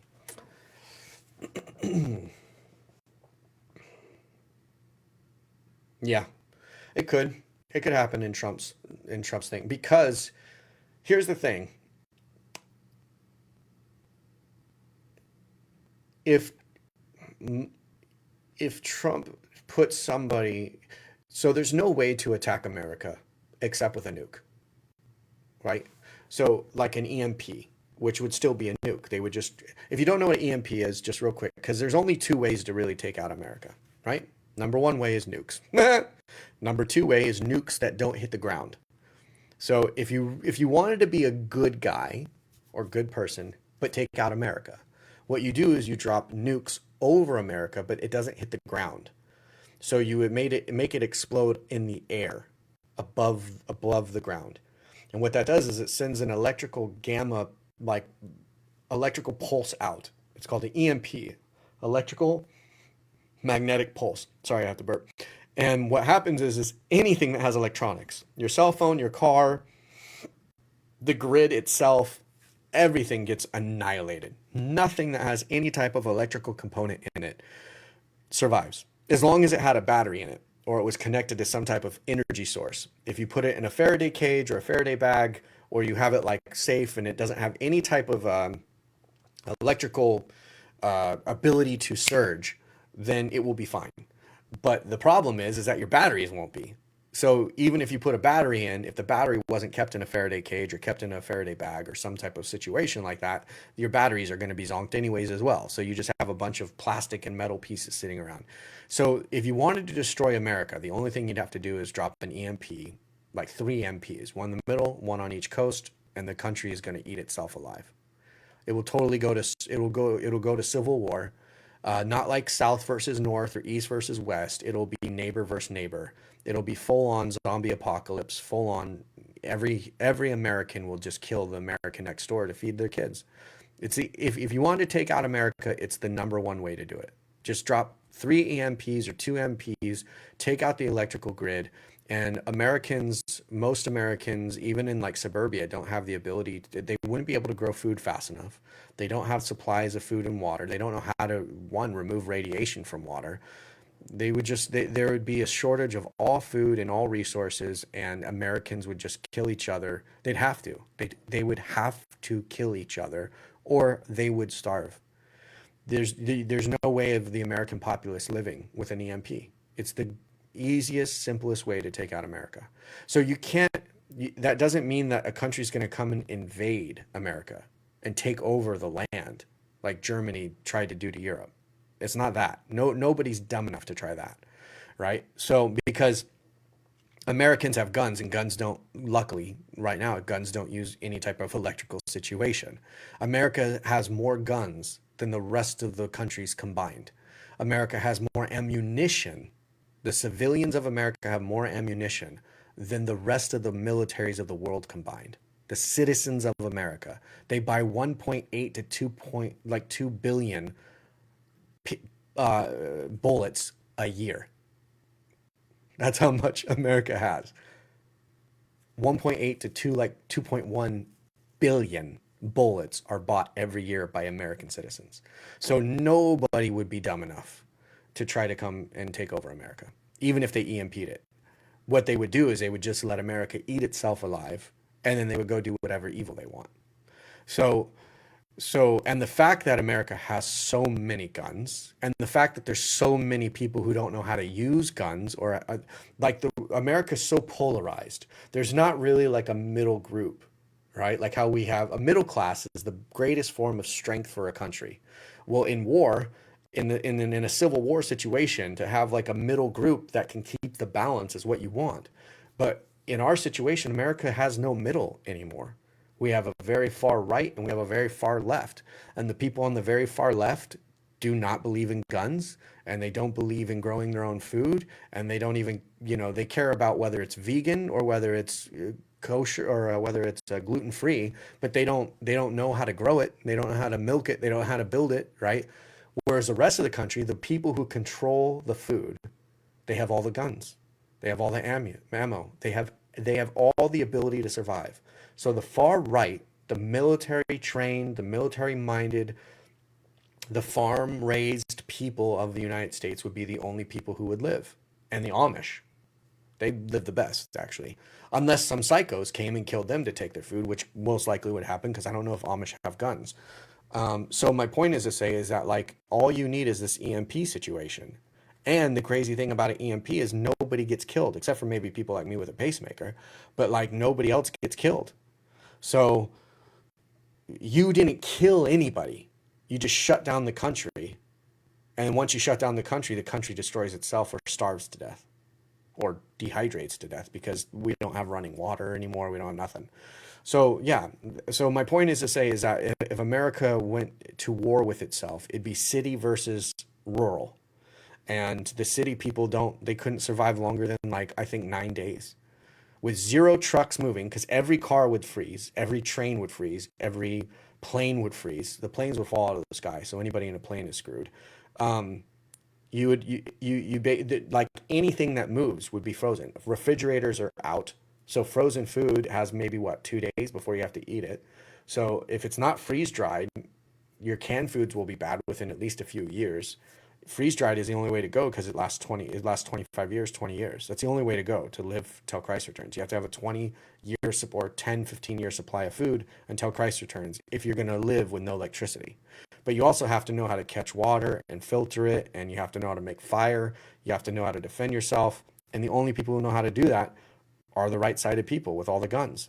So all the people in the city, they're just going to kill themselves. And all the thugs with the guns, they're going to kill everybody and collect for themselves. They're going to go to the rich neighborhoods and they're going to collect everything they've ever wanted. And then they're going to possibly have all the jewelry and the gold and the metal to at least exchange with, because they were smart enough to go in and kill everybody and take all their goods early on. So whoever basically who's like a mafia-minded person is going to be the people who live. The horrible, evil people will be the people who live. Or the people who were, rednecks or stupid or ignorant or podunk, all the people that the world makes fun of, who creates the food for the world.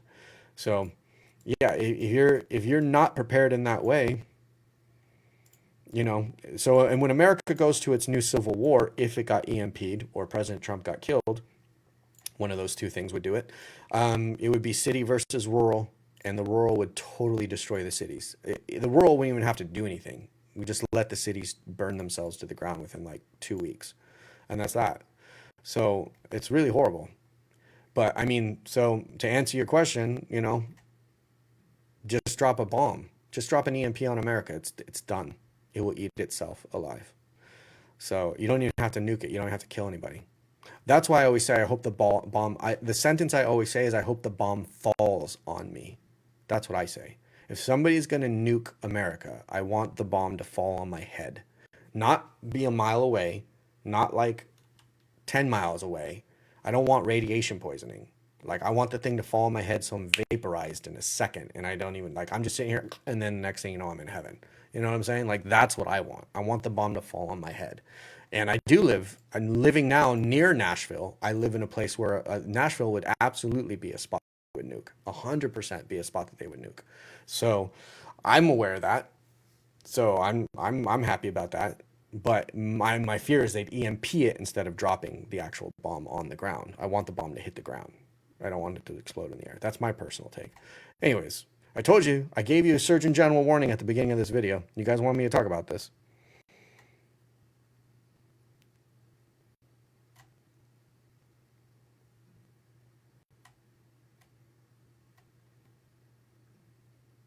I'm reading comments, if you're wondering. Let's see.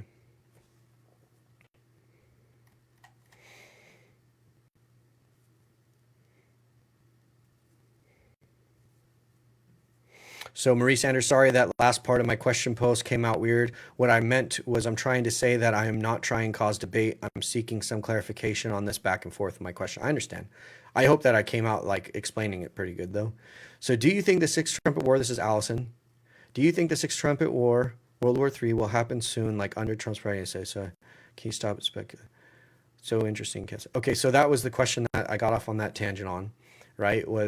So the reason I went off on that tangent was if somebody EMP'd America, our response would be to nuke them. And if America dropped nukes on them, there's a very good likely response that we would actually get nuked. So even if we got EMP'd, sorry, I'm answering the question still, we have a knee-jerk reaction where we have like phases. I hope you guys are interested in this. You may not know this, but America used to have one phase or a major phase of nuclear deterrent. Okay. And what that is that if we got nuked, we dropped, I think it was something like 3,000 nukes on the enemy that attacked us. So we would just do, I can't remember what it was called, but it's basically, my terminology is blanketed. I think they call it chaos response or something like that. So the point is that they would completely annihilate the country, right? They would just blanket it with nukes. But now America has phases. So what would happen is we would first attack their nuclear silos, the place where their nukes are. That's the first round. If we perceive that that's not enough, then we would attack like their infrastructure, their dams, their electricity, their resources, their infrastructure where they build their military weapons, where they process their food and things like that. So that's the second phase. Then the third phase would be they attack like the government buildings to try to attack that situation or take them out. And then the fourth or fifth phase, there's like, I think maybe two more phases, but the fifth phase is complete like annihilation, right? So it was during Bush Jr. Yeah, it was during 9/11.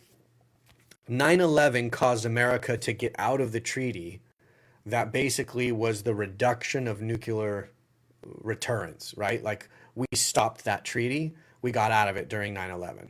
And then we got out of it though after like Russia got out of it.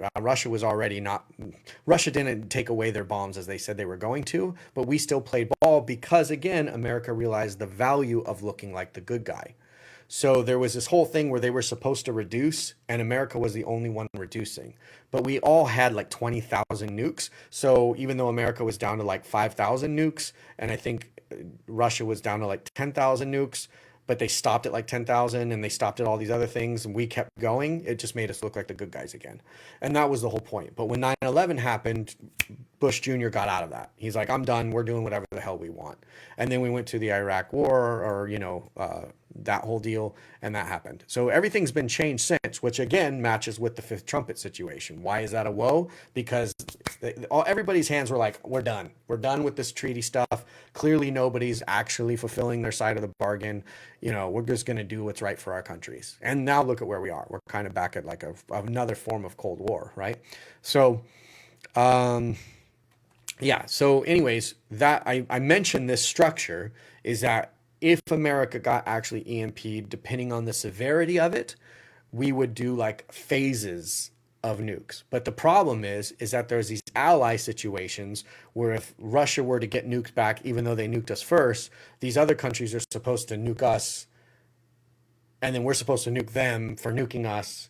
And because most of our nukes are in submarines and bombs that are in the air, bombers that are in the air 24/7, there's always bombers in the air that have these bombs, these nukes in them, and our submarines have 600 warheads at any given time out there in the ocean, and each one of those warheads have 12 to 15 warheads in each one. So basically, it's enough to kill the whole world over. Just what's actually operating, that's not even the stuff that's in the ground, right? Like that's not even the stuff in the silos. That's just our planes and our boats have on them, right? It's enough to kill the whole world over. So yeah, everybody should be totally terrified of a nuclear holocaust, but that should make sense of how 1/3 of the world population dies. And if somebody in the area where the Euphrates River goes through should get a hold of a single nuke, and that nuke, Like if America were to bomb, let's just say a city or a base, not a nuke, but just bomb it, or Russia or somebody else were to bomb it, and that one of those countries that has the Euphrates River going through it, if they should retaliate with a nuke to show the world they have them, it would be a domino effect that would be absolutely devastating. When America dropped the bombs on Hiroshima and Nagasaki, there was no retaliation nuke possibility. Hence, once there was a retaliation possibility, one has never been dropped again. If one of the strongholds on the Euphrates River gets attacked with a normal bomb, and that leader feels like they need to flex and show the world that they're capable of standing with the big boys, and they drop a nuke on anybody anywhere in the world, it could totally create the nuke holocaust, which would kill 1/3 of the world's population. So that's where I think it's going. That's just my calculus, because it's the only way I see 1/3 of the world dying. Like nobody is going to stick around long enough to watch 1/3 of the world die. America wouldn't stick around long enough to watch 1/3 of the world slowly die. Like we wouldn't. We would totally get involved and we would stop that nonsense immediately, right? So the only way I perceive it could happen would be nukes. It's the only possible. But I trust that the Bible's telling the truth, that 1/3 of the world's going to die. So I'm persuaded it has to be a nuke situation.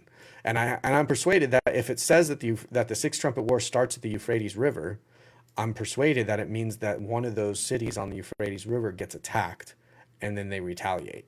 And we already know that those guys are constantly threatening death to Israel, death to America, death to this and that. You know, we're going to get nukes and we're going to kill you all. We're going to annihilate you completely. So they're already confessing they want to do this. These countries that have this Euphrates River running through them, they're already talking that way. This religion that runs through the Euphrates River, let's put it that way. So it just makes sense. I would love to be, and I'm not saying that the Lord told me here, guys. I'm saying this is my mathematic calculation of how it would go down. Allison says, actually completely agree, and I've thought it. She's not saying she agrees with what I just said. She's agreeing to something I said later on. So Allison says, I completely agree. I've thought it would be the pre-trib situation if I don't make it through the Sixth Trumpet War, assuming it happens before the Great Trib, which Scripture says it will, because brother will rise against brother, etc. Exactly. Mark 13. Julie Hart says, I'm ready to go home. Me too. Especially with my body breaking down like it is right now. It hurts so bad.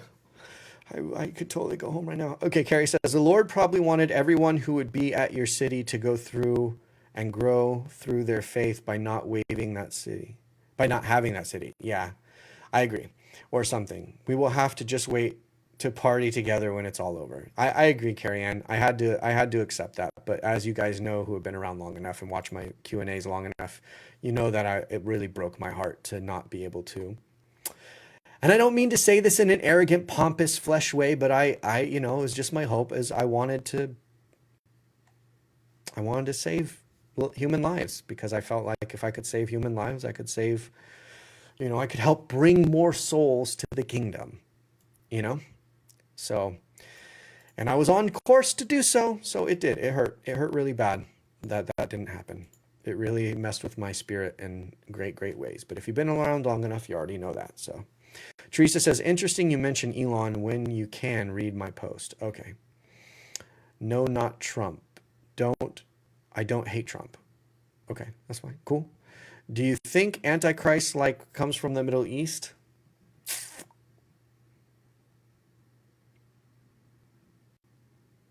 No. The reason I don't think the Antichrist comes from the Middle East, he could. And I know there's prophecies that says that he will, but I'm not thinking that that's the case, because European countries are not going to follow a Muslim more today than ever before. They're not going to follow a Muslim. So he'd have to be a Middle Eastern who's not Muslim. Maybe he's an atheist or something, but then why would he call himself a god? I don't know. I'm not saying it's not possible, but I don't perceive that the European countries are going to follow a Muslim like that. European countries are pretty pissed at Muslims right now. So I wouldn't be surprised if I wouldn't be surprised if I was living in the Middle East. I'd be super scared because like they keep poking the bear, and the bear keeps going, "I'm sorry, your stick broke on my eyeball. I'm sorry, your stick broke in my rib. I'm sorry that your stick got bloody from when you stabbed me with your stick." Like the Western world is doing that to the Muslim countries. "Oh, I'm so sorry you got blood on your stick when you poked me. I'm so sorry that I got angry when you poked me with your stick." But when the bear starts to turn and goes, "Poke me again and you're done." You only need one. You only need one in our modern day with modern weaponry for basically Middle East to just be gone. Like, really, you only need one. Which, again, could be that Six Trumpet War, Euphrates River situation, right? Like, somebody could poke the bear and somebody new gets into power, some young buck who wants the world to know we ain't playing around no more. And most likely they would be a right winger. And then they would drop the bomb, and then then maybe a Muslim antichrist could rise up. So that's how I perceive it. Somebody who's a right winger has to do something really, really bad, like drop a nuke first, and then they get taken out or replaced. And then if the Muslims took the brunt of the attack, or a lot of them died, then I perceive that then it would be a Muslim who could be the Antichrist, because there's kind of like that whole guilt thing. You know what I'm saying? Hope that makes sense. They're like, "We're so sorry our leader nuked you. That was super wrong. You shouldn't have done that. You only poked us 10,000 times. It's not your fault." You know? Catherine says, "What's Canada's role in the end time?" I don't know. Your government's super weird if you're a Canadian. Your government's super weird with its wokeism. It's the weirdest. To me, Canada is the weirdest thing. I mean, you guys are like, you're like the nice wilderness people. I'm shocked of how woke Canada is, or at least your leadership is. I'm shocked. I never thought Canada would be that way. But I don't know. The only thing I'm concerned about with Canada is if for some, which it would never happen, but the only thing I could see is that if Canada had a leader that basically turned on America. That would never happen. I don't think anybody would have enough balls to be Canada. Like, we wouldn't even need to, like, no. That would be just, Canada would be the dumbest thing to piss us off like that, to betray us and, like, let Nazi Germany in. You know what I'm saying? That would be crazy. Crazy. So I don't know. I really don't. I hope Canada's role is to be friends with America. And I hope Mexico's role is to be friends with America, too. I really do. It'd be awesome if, not that we all became one country, but like we kind of created a three-country union. You know what I mean? Like we all were like, Mexico's like, "All right, dude, you know what? Never mind these cartels. Sorry, cartel guys. You know, I love you. Don't shoot me or kill me or nothing. I mean, not that I don't mind dying, but I know anytime you talk about the cartels on the internet, they find your video and they get pissed at you and they kill you. But I'm just saying, like, if the country were to be like, okay, us as Mexico is going to be friends with America and just the rest of the world, I feel like cartels wouldn't want that, because they want to sell their goods to the whole world. They're capitalists, let's face it. So anyways, my point is to say that it'd be awesome for Mexico and Canada and America to be like, let's close this as a border. Like, we three together are good, and then that way there's more room and more places for more people to come as well. You know what I'm saying? But then now I'm kind of throwing Canada in there for like letting us come to your place, and people in Canada are already like, "Listen, Americans, we love you, but stop. If Trump wins, you can't come here. We've already got the memo." So, I'm not trying to offer up that Canada. But yeah, I don't know. Only reason I know America is because it's clearly kind of defined in the Bible, where it says the eagle's wings get ripped off of the lion's back and take the form of a man. And then it talks about the eagle swooping in and protecting Israel. And then it talks about the eagle crying out for the fifth trumpet. It seems very much that America and America plays a very big role in the world in its military, the war type of positioning. So I perceive that that's why America is mentioned in the Bible.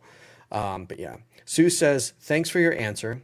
The truth is the most important thing. I'm an American, and I'm glad that my parents were able to immigrate to the U.S. after World War II. Hallelujah. Great too. That's awesome. Rachel says, hello, everyone. Just now joining. Good to see you all, Nathan. And I know I didn't stop this video at 1 hour, guys, but I just figured this was kind of like the same kind of chunk of dialogue. So I didn't want to break this one up. Love how many Q&As there have been. Awesome. Carrie Ann says, ooh, is there a buyayen.com we can head to?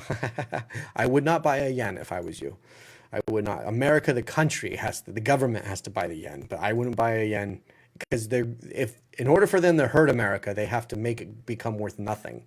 So the last thing you want to do is invest your money, period, into the yen. That's not a good way to go. They have a ton of land by military bases, so I'm hoping they lay the smackdown on that. Yep. Carrie says, Nate, you got to get in there and talk to him about all this so he knows what to do. You know, there was an opportunity where I could have. We do have mutual friends, and as you guys know, I did meet Trump, and I took him and his family out to dinner and out to a club one night in LA, so that was a pretty cool experience. But unfortunately, I lost his cell phone number, and I'm not able to call him. And I don't know if I could reach him, and I don't know if he'd even care what I have to say. Unfortunately, I'm not a world-leading podcaster, so I don't have an audience where I think Trump would care what I have to say. But I was thinking that maybe the reason I met him all those years ago was because of I'd be able to talk to him about this. But if you're friends with Trump and you watch my content and you think just tell him a friend of Hal's says hello. That should be enough to remind him who I am. Rachel, our military is much weaker than it used to be. My husband has been infantry for the last 20 years, and he's always telling me how it's such a different army now. The soldiers are too soft.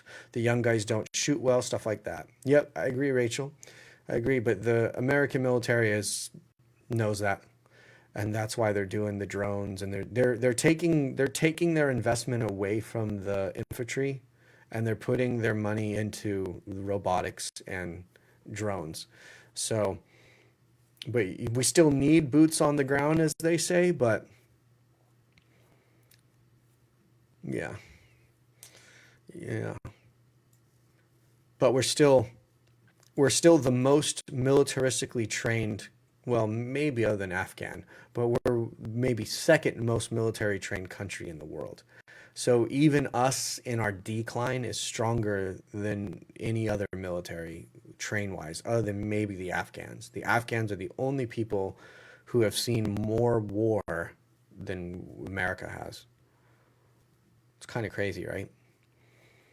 So America has the most trained humans of actual combat with the best technology. Like, that's crazy to think of that we've seen that much war in the last 50 years.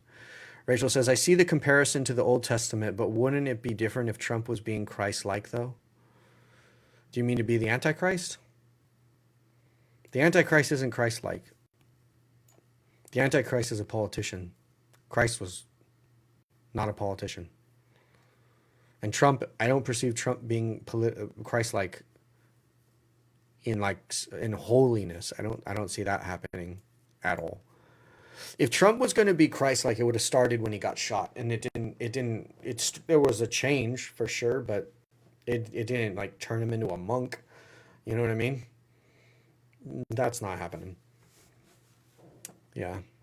Julie Hart says, I think in Hawaii, when the government tested off the coast, it blew up light bulbs too. Yeah, absolutely. Anytime they did that stuff, it did. It will only be the Lord to protect Mom and I, otherwise we will be killed off.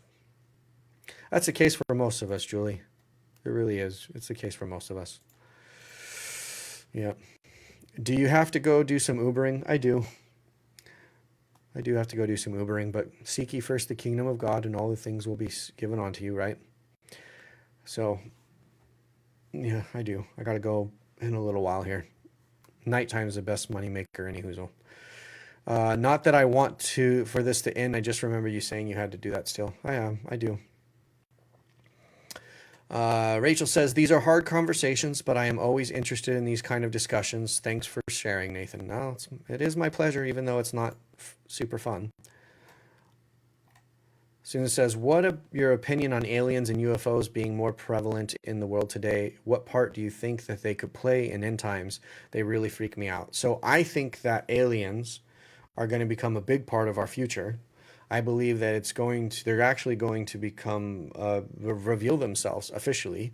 And I think that the Antichrist is going to be somebody who they endorse. And I am not persuaded that UFOs and aliens are beings from other planets, but are fallen angels. That is my persuasion, that they're fallen angels. So I think that they are part of Lucifer's. They're part of his minions, and yeah, they will go under the guise of being an alien, another higher life force, which would make a lot of sense to debunk the Bible, make a lot of sense to explain the pyramids all over the world and all the technology we can't explain, ancient alien type of deal, right? And it would only confirm atheism even more. So I think that it's one of the greatest things that the devil has been slowly devising this bait and switch kind of thing, if you will, or this kind of like confusion, is establishing them as aliens from another planet or aliens from outer space. Like, it's brilliant, absolutely brilliant. And then that way, Christians look like they're just these barbaric, stuck in the past morons. And when they try to say what I just said, which is that, aliens are fallen angels, they're like, oh my God, these Christians won't let it up. They won't give up this stupid thing, the Bible. God, angels are so dumb. It just makes sense. It's brilliant. It's a brilliant way to like make even believers go, wait a second, maybe I'm not. And then especially think about this, if you're in a church that believes in pre-trib and your faith is based upon if God loves you, your life is good, right? Most of the pre-trib churches have, if God loves you, your life is good. That's the reason why they promote pre-trib. It's because they even say the sentence in these churches. I've heard them say it so many times and seen it in so many other videos. If God loved you, how loving would that be of God to make us go through the tribulations? So they literally calculate God loves you equals better life, right? That's totally not what the Bible says. So if that's your mindset and your life gets hard and you're alive and 1/3 of the world's population dies in a war, period, doesn't have to be nukes, but just 1/3 of the world's population dies, you're going to be like, yo, where's God? And then when 1/3 of the world's population dies, that's going to affect food, that's going to affect water, it's going to affect cleanliness, it's going to affect peace, it's going to affect fear, it's going to affect disease.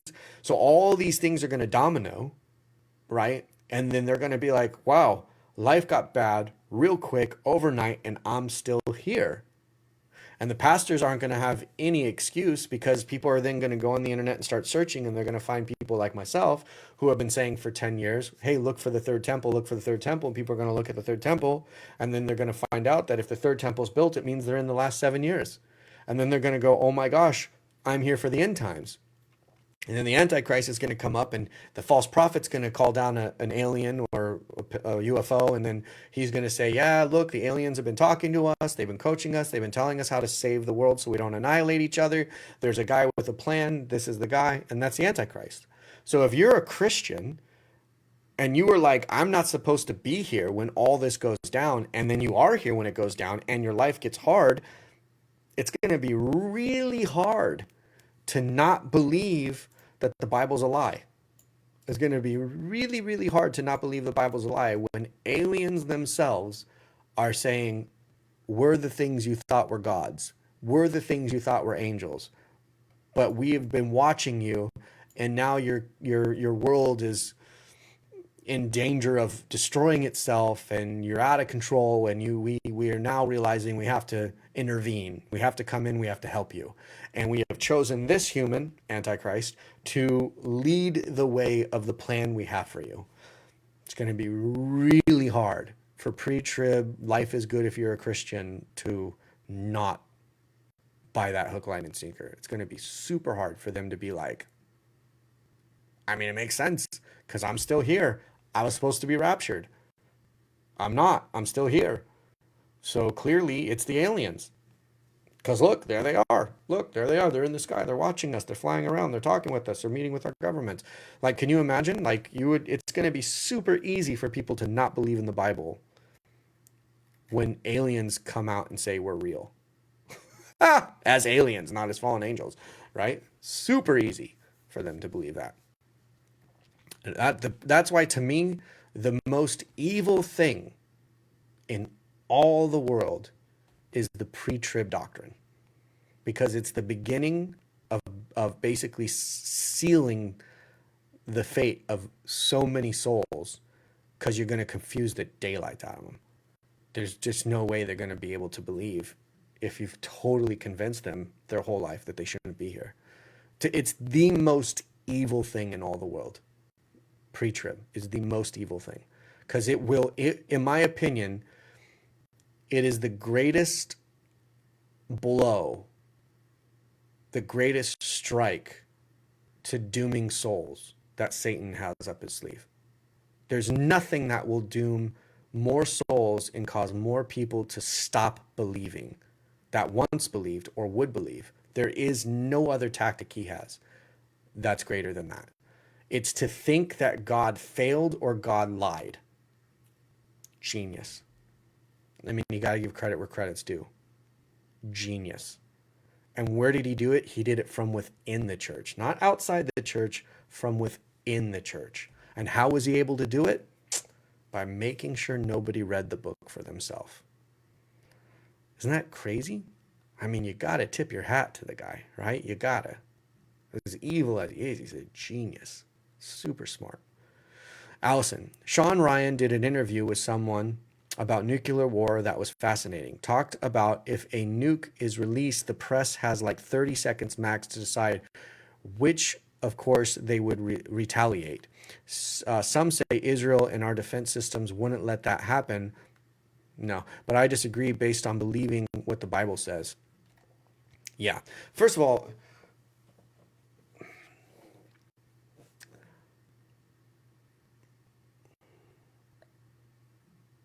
it could totally happen. It could totally happen. So if Russia launches a nuke from their soil, we have a chance of shooting it out of the air. However, like our nukes, they have these, their missiles have these warheads inside of it, right? So what happens is that you have this huge, let me see. I don't want to use, okay, let's say this. You have this huge missile going into the air, right? I mean, it's green. Is it invisible? It is. All my stuff is green. You have this huge missile going through the air. But then when it gets to like its halfway point to where it's going to start going down, or let's say the last third, the tip of it comes off. You guys may know this, but I'm just explaining to you. The tip of it comes off, right? And it's significantly smaller, right? And then when that comes off, you have like 10 or 15 to 20 little nuke heads that are in that. So then the tip like of the rocket head falls away, and then the 20 potential heads of each one of their own nukes inside the one missile head, and then it falls away, and then you have 20 nukes falling to 20 different locations. You have to basically shoot. They're so small, it's like shooting a bullet to stop a bullet. So is America good? We're good. We're good. Are we that good? Maybe once, maybe twice. But if they did it, like if they sent 10 of them at a time, no.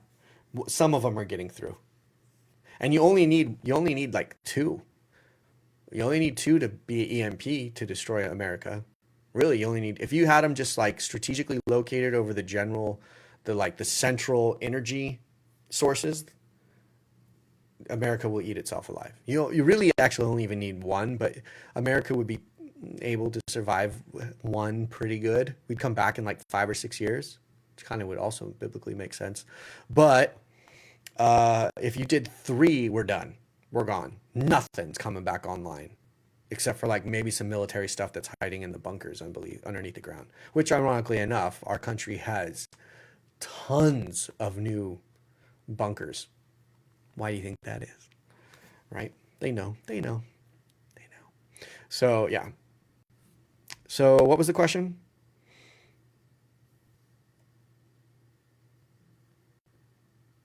Our defense systems would have, protect it? Mm-mm. No, not all of it. We couldn't. The only real defense we have is a deterrent. And it's just they have to believe that we'll just destroy them. And Trump's crazy enough that the countries believe. Did you guys notice that the night after or 2 days after Trump became president, Putin and the Middle East were like, we want peace. We want to do a sit down and we want to talk peace. They're not going to do that with a guy who's pooping his pants on stage in front of the world governments, right? On TV. They're not going to do that. 2 days after he gets elected, they already have their speeches drafted up. We don't want to go to war. We want to get out of this war that we got in when Trump was gone. And so that's proof that they believe he would do it. And you need somebody. You need a president who the world will think will do it. You need it. You need him to be just on the line of a little crazy. You know what I'm saying? Like, oh, you might hit that button. And we piss that guy off enough, he might hit those buttons. We don't want him to hit the button. See, when what's his name is in office, when Poop Boy is in office, right? Everybody's like, dude, let's just take these countries now. Let's make our move now. The guy's asleep at the wheel. We're not in danger. Listen, all we have to do is offer him money. He'll let us take these countries. Are you kidding? Or if anything, he's going to make money off of the the world war complex, right? The industrial war complex. He'll make money off of feeding these countries bullets and bombs and drones. He'll love it. He'll milk it. Him and his family will make a fortune, right? They love it. This is the time to move. Trump gets elected. All right, so we think the war should come to an end. Clearly this is a bad idea. We've made a mistake over the last 4 years. We are sorry. We'd like to have a sit down and, consider our current situation. That's what you want. You want them to be a little crazy. You want to be a little crazy leader. It's just on the edge. Maybe once in a while does one of these in the middle of a speech, I'd like to thank our country for its participation in supporting, those people who are in need with the welfare. You want just a little bit of a twitch, just a little, not too often, not like he's, just a tiny little, might hit the button. Ooh, okay. That's what we have. We have that now. So now all of a sudden, 2 days later, he's not even president, and the world's wars are already stopping. So am I concerned for him? 100%, 100%. Because if you did want to nuke the world, you wouldn't want him here. And isn't that interesting? Isn't that interesting that one person can affect the world like that?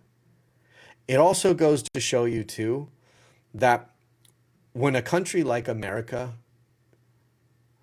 sends in troops and drops all these little bombs and all this little stuff, they don't have to. They don't have to do that. America does not have to do that. It's beneficial for us to do that because they call it the theater, right? So America does this thing where we show up and we have helicopters and tanks and we show our military might, and our aircraft carriers show up, and then the troops hit the ground and we show the people, hey, we're here for you and all that kind of stuff. We don't have to do that. If you have a really, really strong leader in the office of America, all he has to do is get on the television and go, all I can say, it's not my Trump, I'm just making up a new voice so nobody thinks the president doesn't think I'm making fun of him. All we can say is, you better stop. In the next 24 hours, if you do it again, you're just not going to be here anymore. Good night, and go to bed. But you got to be just crazy enough that they believe you. And you never have to send a troop. You never have to risk another American life ever again. You just got to have somebody in leadership who they think will do it. That's it. Not hard. And Trump's proof of that. He got elected and the wars are stopping. It's proof. Some people have suggested Elon as Speaker of the House. I think he's going to be better in his role as the government. Was he calling it dope or goad? Goad? What is it? What is it called? The basically seeing where America's spending all its money, right? That's genius. That's genius. That's true genius right there. That was a smart. That's going to save America. And isn't it interesting, my brothers and sisters of the world, that as I'm sitting here telling you that the American dollar is backed by zero, except for our reputation. That's the only thing holding the American dollar where it's at. It's literally floating on the fumes of helium. Like, as soon as those fumes are gone, it's zero. American dollar's zero, right? So it's floating on the fumes of reputation. As soon as that is done, we're gone. And all of a sudden, God raises up this Elon guy at the same time that Trump comes. And Elon said it was him getting shot that made him step up to the plate, right? So Trump gets shot in the ear, which moves Elon, which also unifies JFK, Jr., right? Or whatever his name is, Kennedy, right? To step up and be like, even if I don't win, I'm on board. Let's do this, right? So like all this stuff because he got shot.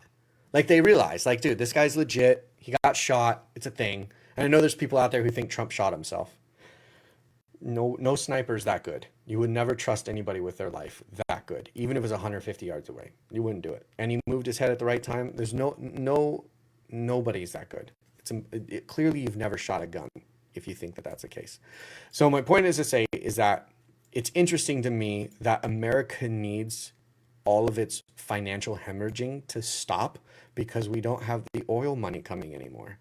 And all of a sudden, Elon's like, I want to come in and I want to help America basically get audited, and we got to stop all the financial hemorrhaging.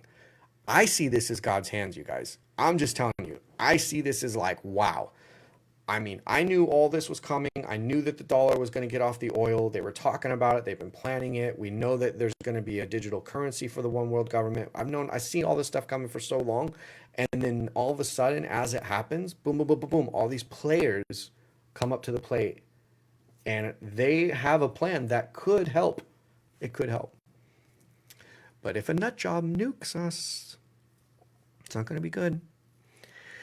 The people argument is not what. That is people's argument for them not wanting Trump to kick out the illegals out because they say he's not. Because he's not Christ-like. No, that's not true. That's not true. Julie says, "How do you know all this? Is this the normal battle guy stuff? You mean the military-wise? I don't know. Listen, I have been studying this since before I ever did my first video on Truth and Be Free. So this has been what I spend my time on. When other people are at the clubs, having fun, getting jiggy, looking for a girlfriend, I was sitting there reading the Bible and, preparing for end times. Since I read the Bible, since the very first time I read the Bible and I realized, oh my gosh, this is happening in my lifetime, which was 2004. So since 2004, this is what I spend my free time. This is what I fill my brain with. So yeah. Therese says it would also be genius to place the Antichrist within the White House. No, it'd be too obvious. But I could see it. I'm not going to try to shut down that statement.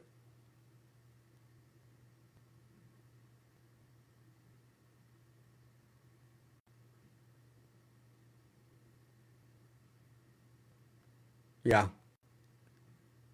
Yeah. Okay. Yeah, Therese. I got you. I feel your comment. I feel your comment. It could be done. If it was the other way from Trump. So what I'm saying is if the other person going against Trump won, then I'm not saying that person could be the Antichrist. That's not the case. But I am saying that that they could put in the laws that would allow the Antichrist to come and then not be ever taken out. So, yeah. And then if the Antichrist was the person in the United States and then said, we're doing away with the Constitution, we're dissolving America as we know it, and we are going to dissolve America into the one world government. And the deal is America will allow the one world government, which is a shell at the time, to be absorbed, right? So if the one world government shell concept says we are nothing until we have money and military might, and the United States leader says, I'm willing to allow America to dissolve into the one world government. So all that is America's is now the one world government's under one condition. I'm the world's first president. That could totally happen. Yes, that could totally happen.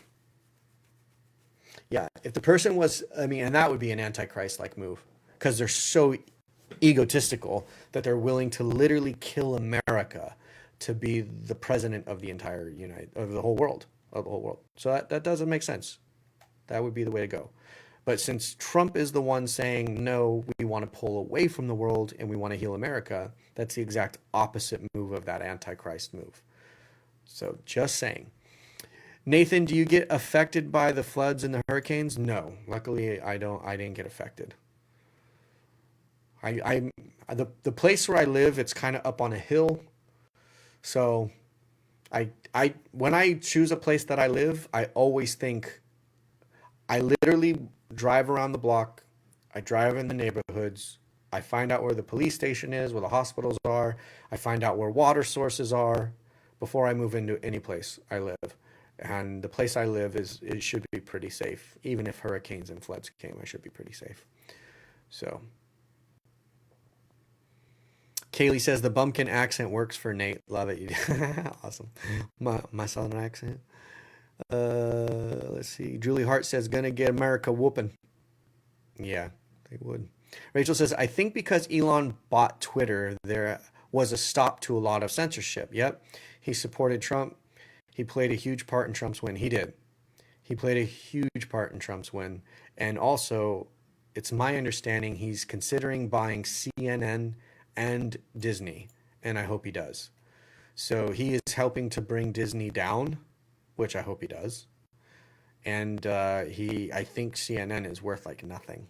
So it's got the worst ratings like ever. If he bought CNN and he did to CNN what he did to Twitter, then it would definitely be another move in the right direction. And if he bought Disney, it would be another move in the right direction because as rich he is as he is now, yeah, he would literally be the most powerful person in the world. If he had the government seat where he is auditing the United States from within the United States government as a government official, he owns SpaceX, Tesla, Twitter X, CNN, and Disney. And then most likely he would get some type of military contract for our new rockets to take out nuclear threats. He'd probably close that deal.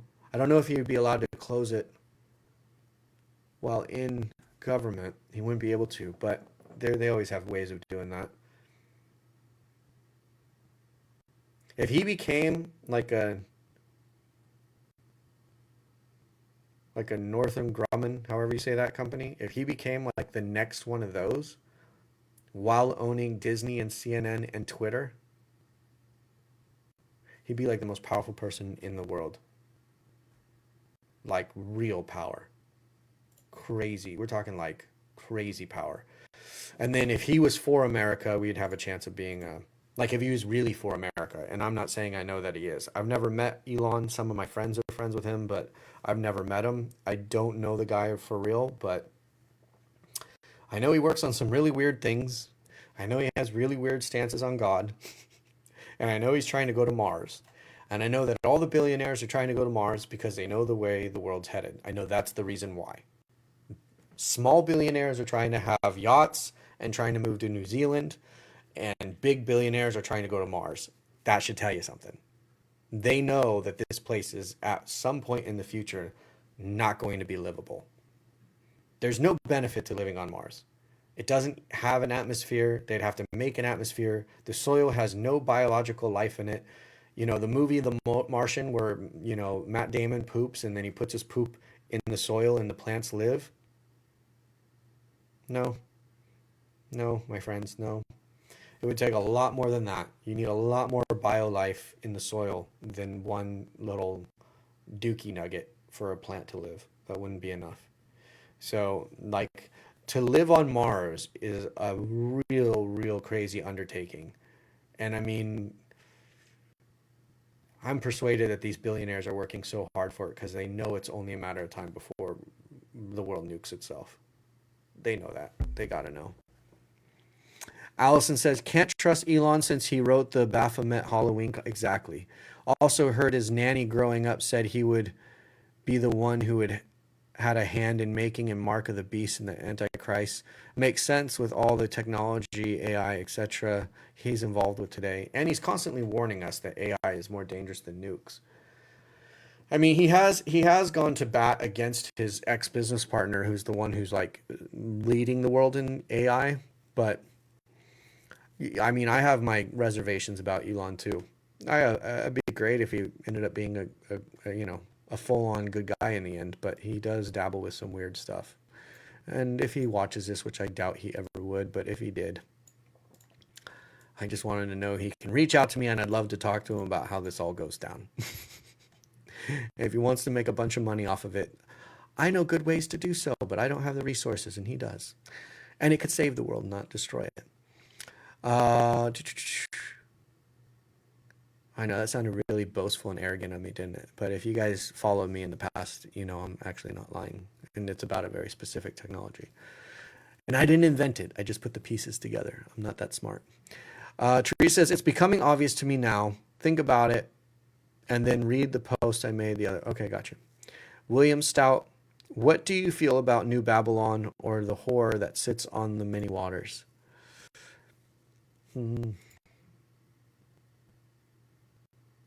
Well, I think that's going to be that new coalition that they're putting together to basically replace America in the oil. I think it's going to be an oil-based situation. So is it going to be, it's the Europe, what is the Saudi money thing is it the BRICS? It's not BRICS, right? What is it? What's the name of that thing?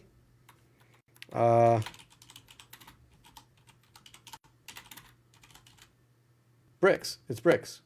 Yeah, okay. What's wrong with me?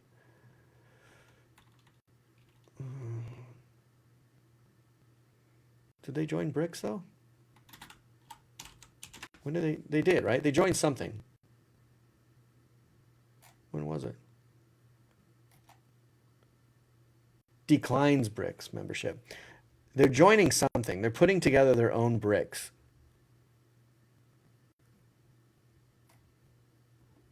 And I feel like that is going to be it. I feel like whatever it is that's going to replace what America has been in regards to the dollar, for the oil dollar, whatever replaces it is going to be that thing you're asking about. And then how they structure that, William, will be many waters, right? So, like, it'll be countries. I mean, because you have to think about it, right? To have a country that has oil is one thing, but your country also has to have a port so you can ship it, because you can't fly oil to other countries. You have to be able to ship it. So the smartest thing to do is to create some type of like oil financial union, and then everything that America figured out and did, the first round, they would mimic, but they would split it up amongst all the nations that would create this union situation, and then they would share that currency, and then they would require the world, if they wanted to buy the oil, to carry that currency exactly like America did. And then therefore the world, whether they like it or not, is financing them to become the world economic leader like America has been, right? And so they as a union would become the only other quote unquote superpower, because America is truly the only superpower in the world. So them as a collaboration would become a superpower if they worked fast enough and were efficient enough, which I think they would be, because I don't feel like these countries, at least right now, not right now, they don't have like this kind of ego issue that America has learned to have. And so, yeah, I think it could work quite quick. And that's what I think it would be. That's what I think is a new Babylon. And then they would impose their ideas and They would also have learned from America that export, is huge. Not just oil, but they would use, just like, so Dubai was built on oil money. And they learned, look, we're not going to have this oil forever. We have to build something with the money we have right now. So they were smart. At least that one prince was smart. And he built Dubai, right? So I think that that's what they would do. They would wise up and they would figure out what is the things that the world wants, and we'll sell it to them, not just oil. And then we'll make our currency even stronger, and we'll make our locations even more popular, just like America has done. And then I believe that that's what it would be. That's my persuasion at the moment. But some people think it's America, and it makes sense because America produces 96% of the world's porn. So there is an ability for America to be New Babylon. But the problem is that I don't see America as it sits now is a New Babylon, because we're not acting as the world government. We're involved in the world's governments, and we're manipulating at times the world's governments, but we're not acting as the one world law, right? So not like the EU or not like the EU is, right? Or the UN, excuse me, like the UN is, right? So yeah, and if I was really smart and I was Saudi Arabia and all these guys, I would force the United Nations to have its official money be our official money. Then you have control of the one world government. Man, I should be in politics.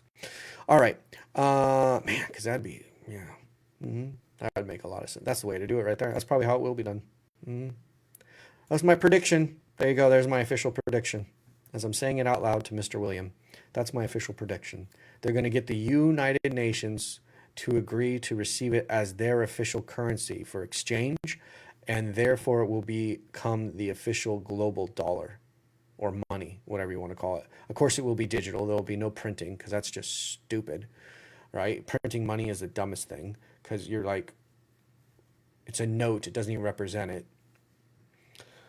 So, and you're wasting, it's costing money to have your money. And of course, us, that's another thing America's going to have to deal with is the Fed. We're going to have to figure something out with that. Whoever does that is a dead person. So, which probably be Elon, if he's actually going in and looking at all the places where America's hemorrhaging financially. The number one place for sure is going to be, the Federal Reserve and military, black ops, because they spend money and they do whatever they want. They don't have to account for it. So yeah, Elon's crazy. He's going to get killed. They're going to kill him. I'm surprised they haven't already, actually. But he's playing ball with them just enough. That's why he got involved with NASA, if you guys ever wanted to know. That's why he had to get involved with NASA. If he had not gotten involved and in bed with NASA, he'd be dead. I know that much. Exactly. Okay. Did Elon buy YouTube? Mom says in a headline. Saw it in a headline. No. No way. No way that Google would give that up.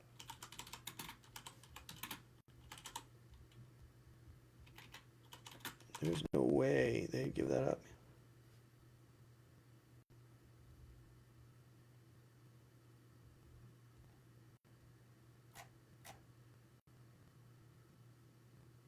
Elon Musk just officially bought. No, this is just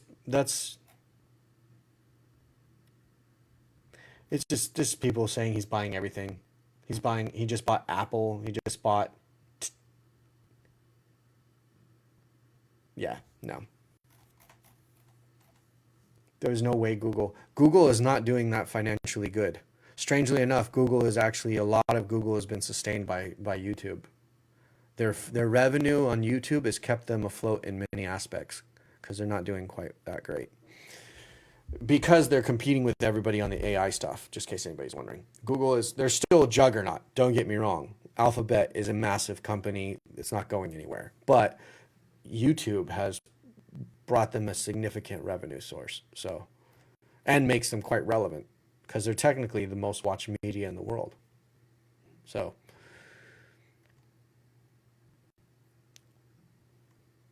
yeah.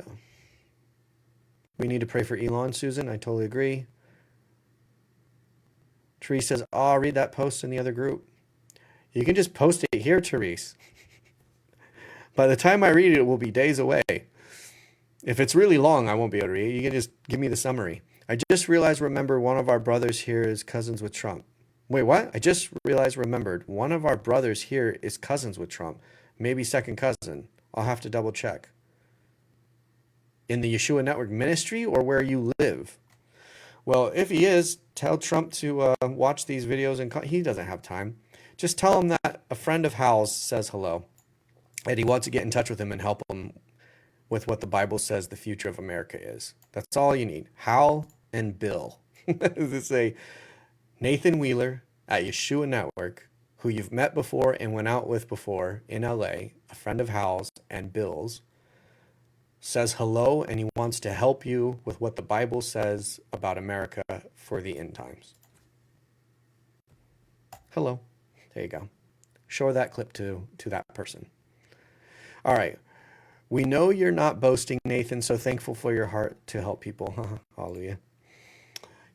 I hope nobody thinks I'm boasting. Okay, Teresa. For real, I don't trust Elon as far as I can throw him, but he absolutely cracks me up. Yeah, I don't trust him either.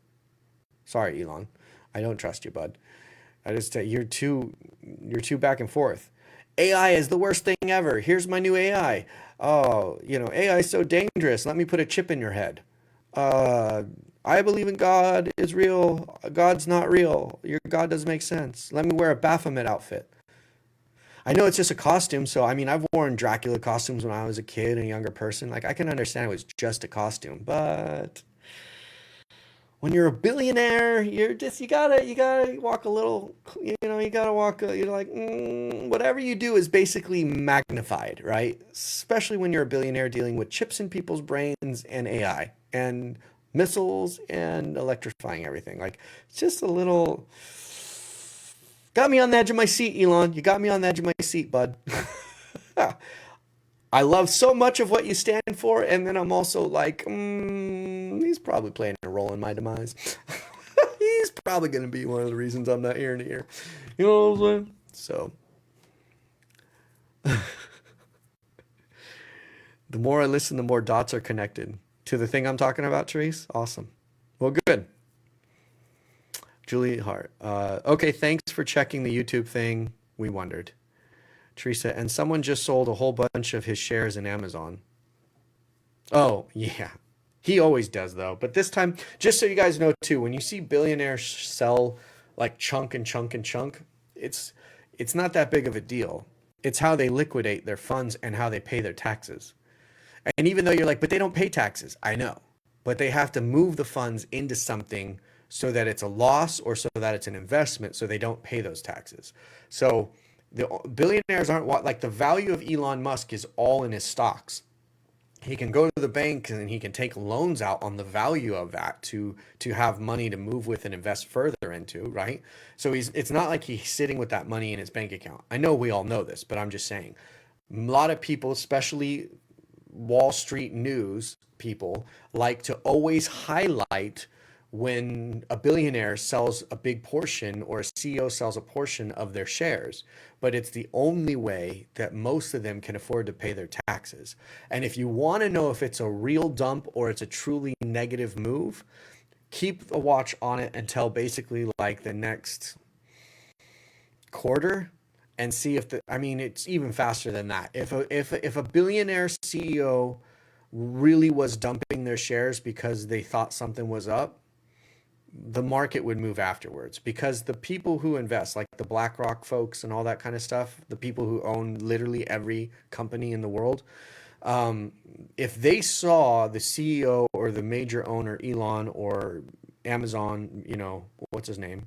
Why am I blanking? Anyways, that guy, Bezos, right? If they saw them selling a dangerous amount of their shares or a frequent sell-off, they would absolutely sell and they would cause the market to crash. So their stocks would crash, and any of the major seven, they're not going anywhere. They're at the point of the too big to fail. The Magnificent Seven stocks, they're at the point of too big to fail. Not only that, America needs those stocks to keep strong. That's why they do bailouts. So even if they hit hard times, there'd be a bailout. That's just my persuasion. I could be totally talking out of my backside. but they got to pay their dues. Okay. Okay, Teresa says, I'd like to ask a question here if that's okay. It's a question you can answer on the video. That would be okay. I would just ask you oh, wait. Well, I didn't. Oh, I'm seeing it on my other thing. It didn't pop up on this. So I won't ask it live. Hold on a second. Let me see.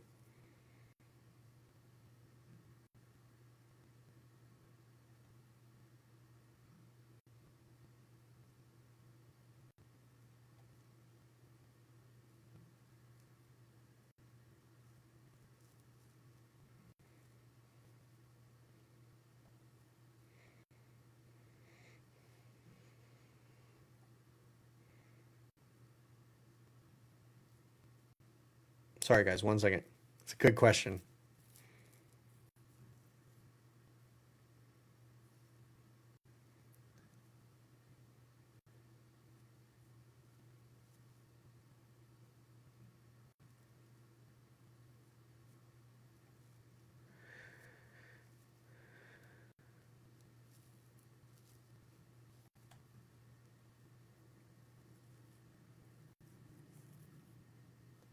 Okay, so let me talk a little bit. Sorry, guys. Let me talk a little bit about what I had. If you guys don't know, that move? No, not really. Okay, let me talk real quick. I'm not going to boast, but there's some people are on here some people on here don't know anything about something that happened to me a few years ago. I'm only going to mention it because it does tie into end times to a degree. So I know two people, and I've known them for many years, who both have a technology that when you put them together can replace oil. Means like you don't have to literally put oil in your car, but you also don't have to spend a whole bunch of money to change your car or your jet or your boat or anything. And it can be mass produced, and it can also, at the same time it's being made, clean up the world. So the benefit of this is it's ginormous. Okay. Now, there's no reason for me to bring this up except for the fact that if Trump or specifically Elon were to somehow come across this video and they wanted to talk to me about it, I could prove it. I have some. I have some. I could show it. You could use it. You could test it and do all the things, and you would see that I'm totally telling the truth. And I wouldn't say this if it wasn't, because I know you're going to test it and you're going to look at it and you're going to try it. So there is this technology when you put these two pieces together. Now, there are people who think, well, that means that somebody else has to know it. I'm telling you, nobody does. Nobody has put these two things together, because what happens is that these people in these particular fields, they stay in their own bubble. They're like a horse with blinders. They only see what's right in front of them. I just happen to be a guy who's my hobby since I became a Christian is trying to find every single breadcrumb that will come together and help me to have a better understanding of the end of the world. That's my hobby. When other people are watching TV shows, I was researching what technology is going to help the Antichrist, what thing is going to cause the war, what thing is going to cause the downfall of America, what thing is going to cause us to suffer, what thing is going to cause us to not be able to eat, and what things will help us eat, what things will help us live, what things will help those places that survive, right? This was my hobby. Does that make sense? So there are people who have like other inventions, for instance, like Tesla, right? Like Elon has the idea, he knows that things need to move away from oil and things like that eventually. And so he starts to create this digital or this battery car and all this type of stuff, right? But the thing is that's not actually good for the environment. It's really bad. It's really, really bad for the environment. And we always will have to use oil. The way that we are living today, we will use oil, but we should be using oil for only things like plastics and rubbers and things like that. There are plants and mushrooms that produce plastics that we can use, but there's also mushrooms that will eat plastics and rubber, but we're just finding that stuff out now. But the truth of the matter is that you can't make oil or plastic or computers without oil. So, all this stuff is made from petroleum, the oil in the ground stuff. All of it is made from that. So the whole fact of like mining rare metals and turning them into batteries and that whole deal, that's not really a good thing. It's not. The better thing to do would be to actually create a fuel replacement. Specifically, the way that oil gets used up the most, is you pour it in a car and it gets vaporized, right? That's not like, we don't need to do that there, but nobody's been able to figure out a financial solution to do it. So I've been some from way reason, God allowed me to have friends who had two technologies that I brought together. They don't know each other to this day. They don't know each other. They don't know each other. They know each other exists, but they don't know each other's names. And so you put these two technologies together, and it not only cleans up the environment, it's not only financially viable, but it actually replaces oil within like a year on a massive scale, which makes me the most targeted. If I had been able to do it without a substantial amount of like Elon style money, I'd be dead like no time. Anybody who's ever even come close to, like, I'm surprised Elon's alive, and I know that that's probably part of the questions being asked is, how is that guy alive if he is doing this? He had to let them in. He had to let them in on it. Hence why he teamed up with NASA. So my point is to say is that, like, I would be dead. There's no way that I could make this happen. Even if I had my own money, I'd have to have enough money to have like a president style security. And I'd have to have enough money that I'd have influence in governments and that they would want me to stay alive, because me being alive is going to fatten their pockets. There'd have to be this kind of thing. Does that make sense? And I don't have that type of life, and I've not lived that type of life, and I don't have that type of money. So even if like I did a crowd fund, which is what I was going to do, I was going to do a crowd fund and raise the money to launch this thing. But I would need $600 million to just do a small sample for like a small county, just a small sample. I need like at least 1.6 billion, which in regards of like things that Elon does is nothing. Like that's no amount of money at all. But I would need at least like 1.6 million to get the entire state of Tennessee off of oil. So, but you make your money back within a few years. So it would be a great thing for the whole world to come together and do a crowd fund on, and then the whole world, rather than a government or a rich person or something like that, took place in it. They participated in it. So anyways, I'm bringing this up because somebody prompted me to talk about this. And so my only thing is that if you think about it, why would anybody want somebody dead whose oil replacement cleans up the environment? I'm not talking about the fact that when it poops out the tailpipe of a car or a train or a plane, it's clean. I'm talking about the fact that when it's made, it cleans the earth. Making it cleans the earth, right? So not only is the poop exhaust of it coming out of the car clean, but then the making of it is cleaning the earth. So that's a good thing. You can't think of any reason why you'd want to kill such a person, right? But then when you take a look at what I just said, the American dollar was financed off of the oil. So if you create this type of technology, oil tanks in value. And since the American dollar was based on oil, that's why you have no chance of living. Not just America, but all the countries of the world. You have no chance of living because if the greenback, as they call it, the dollar, is contingent upon the value of oil staying strong and going up slowly over time, and you come in and you tank its value in the moment you release the proof of this thing existing, you're a dead person, because like you just tanked the American economy. You just ruined the American dollar in an instant. But it saves the world. So if anybody were to get behind this, it'd be woke people, right? Because they want to save the whales, they want to save every animal. They want to save the plants. You know what I mean? They want plants to be yummy and healthy and stuff. So you would think that woke people would be all about this, but it doesn't matter who's behind it or who supports it. It's just, you can't have it. It would destroy that economic stability for the governments of the world. So in order for me to do it, I would have to be Elon. I would have to be in his shoes, and I don't have it. If he wants to do it, I'd be happy to talk to him about it. But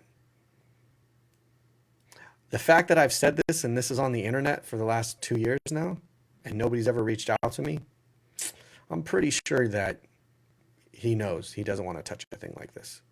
Because as long as he's pulling oil, like as long as he's doing batteries and as long as he's teamed up with NASA, like he's not tanking overnight the value of oil. Now that the United States dollar is no longer a part of being, it's not backed by oil in the Middle East, right?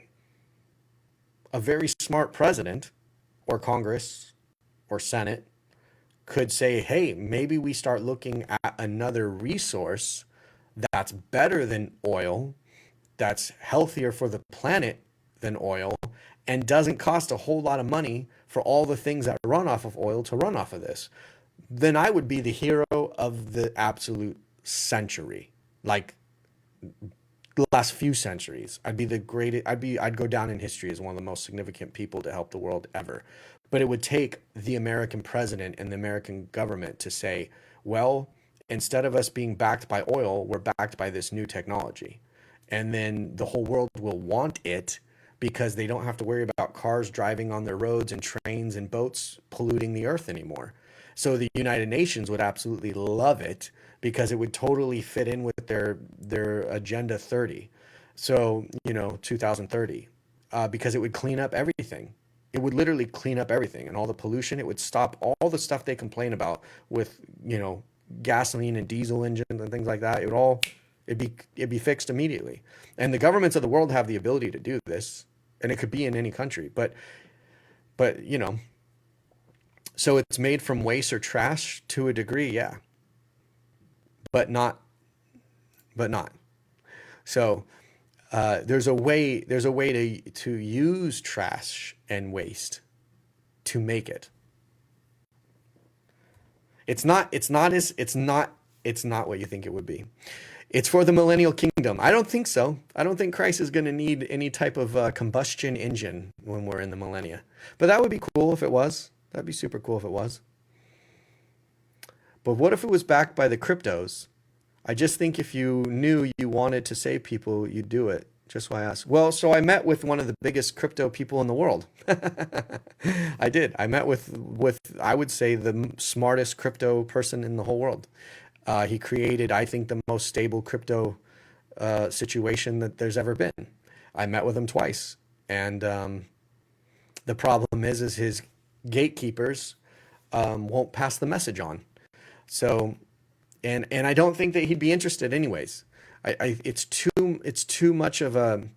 I would have to allow him to see the problem is, I'd have to allow the person to see the secret recipe that technically exists only in my head, and I wouldn't be, if I did that, then there would be no reason for me, right? So it's a thing where I have to have the money. I have to be the one that has the money, because if I just give it to them, then they run and there's no need for me anymore. It's like telling somebody how to make Coca-Cola, right? Like the two people in the world who know the actual formula of Coca-Cola can never fly in the same plane together. They can never be in the same car together. That's literally the rule. There's only two people in the whole world who know the full-on formula of Coca-Cola, and they're never allowed to be in the same automobile together, because if they die, then nobody knows how to make it. So, technically, if I die, I take this thing to the grave with me. But, so yeah. And that's the other thing. Is this worth more than my ministry? No. But I've already met with the biggest crypto name in the world, the best crypto guy in the world. I've already met with him. So, but his gatekeeper is an idiot, and he's not a good guy, which sucks. But I guess, how do you, you have your gatekeepers around you because you trust them, or they've been people who have been with you since the beginning. And what are you going to do? You're going to get rid of those guys? Like, everybody's going to say it's no good, right? So I can't blame him for it. But yeah, he has the ability. He could make this happen, and it would establish his cryptocurrency would be worth. If I attached a cryptocurrency to it, it would blow Bitcoin out of the water within like 2 years. Like it would be the number one cryptocurrency in the world within 2 years. And there's only one cryptocurrency strong enough to stable enough. I'll just say that. That's my clue. There's only one cryptocurrency that's stable enough to do it. And that's the person even though I met him, his gatekeeper won't let me talk to him. So like, not, I've already talked to him. I sat down and hung out with him, but I can't talk to him in the details of the business. If you get what I'm trying to say, I hope this makes sense. The best thing is I need Elon and Trump to invite me to the White House and I have a conversation. And then I'd probably end up dead within a month. But that would be the best thing to happen. So if anybody works at the government, CIA, watching this, and you want to replace petrol with something that will save the planet and is replenishable and heals the planet in its manufacturing and can be made on a mass scale, and all current combustion engines only have to be tweaked a tiny bit, then call me. Reach out to me here at Yeshua Network, and I'm happy to help save the world. But if you're trying to kill me because I have this in my head, just know I don't have that much ambition. I'm happy to stay silent, so if nobody reaches out to me between those two people, it's whatever. There's nothing I can do. I am humble enough to know my place in the world, and clearly it is to struggle to make ends meet every month. So that seems to be where God wants me to be for whatever reason. Hallelujah. So yeah, I am a humble Uber driver. Hallelujah. Yeah, so there you guys go. Therese says, I'd love to see you in a conversation with Elon. You are as smart as him. Well, thank you. Yeah, I think he has a different kind of smarts than me, but I think that I have enough smarts to see things. That's what I think my smart is.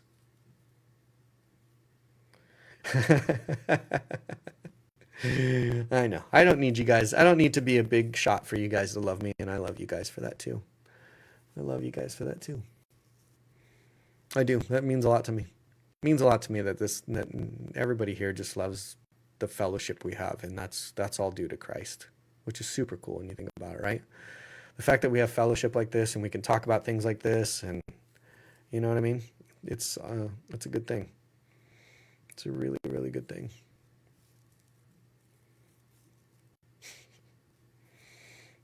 How cool would that be if Trump and Elon reached out? They're like, all right, prove it to us. And then I did. Tony Morelli, a movie needs to be made about your life. I agree. I agree, but I had the biggest movie producer, a friend of mine, won't return my calls anymore because they won the Oscar, so. My life is weird, you guys. My life is weird. I have all the right connections for a season, and then they turn out it's like I have them for no reason. But yeah, my friend won the Oscar last year, and now he's not answering my calls anymore. But if he made my movie, he'd be the best person in the world to make it. But I don't know if he'll still take my calls anymore. He cares. I love you guys too. God's perfect timing. God's perfect timing, God's perfect will. It may just not be the will for my story to get out there or for my technology to get out there and save the planet. It's all good. It's all good, man. It's not a big deal. But anyways, I hope I answered all the questions. I see I got through everything. I hope that these questions of the end times, I mean, it's kind of like, I will say this, and I've been wanting to make a video to say this, and this one's really long. We're going on 3 hours now, so it's at the end of the video if you remember this. I do want to say this, though. Look, the end times are going to be full of absolute mayhem and confusion. The angels, I don't even know if I think people here believe that I had the experience I had with my NDE. I mean, everything I said has been matching more and more every year, right? So either I'm really, really, really smart to the point that I can mimic being psychic, or, I'm really hearing from the source upstairs, right? It's one of the two. So, but I will say, I think that I think it's not coincidental that I was told to just tell everybody to keep their eyes on the temple. And I know there's so many questions about end times, and there's so many questions about Antichrist and the war and what do we do. No matter the variant of how this works, we all know we all know that it's going to pan out in the way the Bible says. We all know that. So for the record, I just want to say, having things where you can clean your water, having the ability to grow your food, having the ability to have a freeze-dried food where you can just add clean water to it and it hydrates and you can eat it. The only problem is that all those pre-packs, they're super, super high of sodium, and that much sodium will kill you in the long run anyways. So really what you want to do is you want to either team up, or you want to just have your own freeze dryer. And you want to package it right. You want to use those absorbers, those air absorbers, oxygen absorbers, and you want to just not kill your food with sodium, because that's what all those prepackaged, freeze dry MRI type of foods have. They have a bunch of sodium in it. And if you ate that every meal, you'd feel it real quick. You'd start to feel it clogging you up real quick, pour like in your arteries, stuff. So my point is to say, and especially if you're not running, you're not working out because you're trying to, you're just sitting there, you know what I mean? It'll kill you. It'll not be a fun way to go. So, freeze dry your own food, clean up your own water. If you're American, buy all the guns and ammo you possibly can. Create redundancies for protection for you and your family. Or, just be ready to go. Just be ready to go home.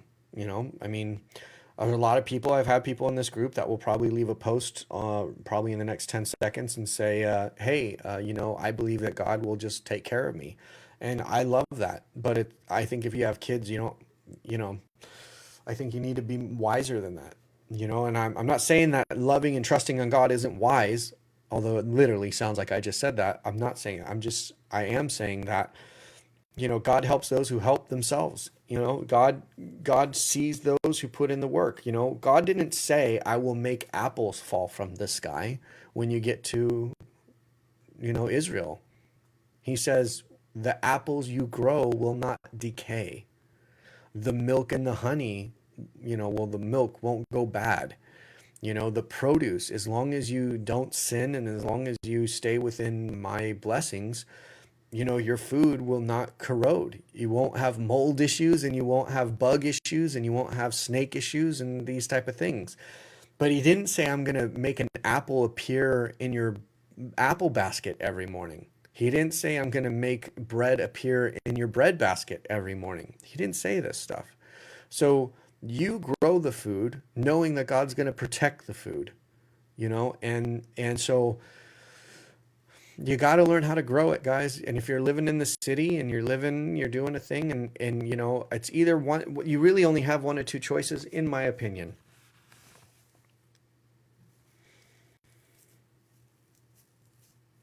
You stay in the city and you have a room full of one of your rooms is an empty room, like a bedroom is empty or your living room is empty, and it's just filled with supplies, like end time supplies. I mean, that's one way of doing it, so you can stay in the city if you want. But there's a problem with that life, just FYI, before I move forward. The problem is the psychological issue of that life is bad. And there's a very high suicide probability, and there's a very high fighting even within your family and killing each other. Like, if you do enough psychological research, it's not just enough to have supplies. You have to have things that create healthy psychological existence in a time when the world is ending. So it is my deepest recommendation to get a half an acre, to get 1 acre, get out of the city, drive a little bit farther to get to work, team up with family members or friends and get a little plot of land and grow food. Have a storehouse full of, freeze dried food and the water and all that stuff. But but gardening is proven to increase psychological you know, ideas and mentality, working together as a team to achieve a survival situation, seasonal changes where, you know, you grow one plant one season and grow another plant another season, and then you take like the winter off because nothing can grow anyways, or you're prepping your seeds and your stockpiles and things like that. This is all proven to be psychologically healthy and creates camaraderie. So a lot of people think, well, I'll live where I live in the suburbs or the city, and I'll just eat my MRIs and my freeze dried food, and I'll add water until Christ returns and everything will be fine. Except for the fact that your neighbors will eventually find out you're still alive. They'll realize they never see you growing anything in your yard, and they'll realize that you must have something that is allowing you to stay alive. And it will be only a matter of time before they come to kill you to take it so that their family can live, right? So, and that can happen in this in the rural areas as well. But as somebody who's now lived in the rural areas, I will say that, you know, they already live in a lifestyle of survival.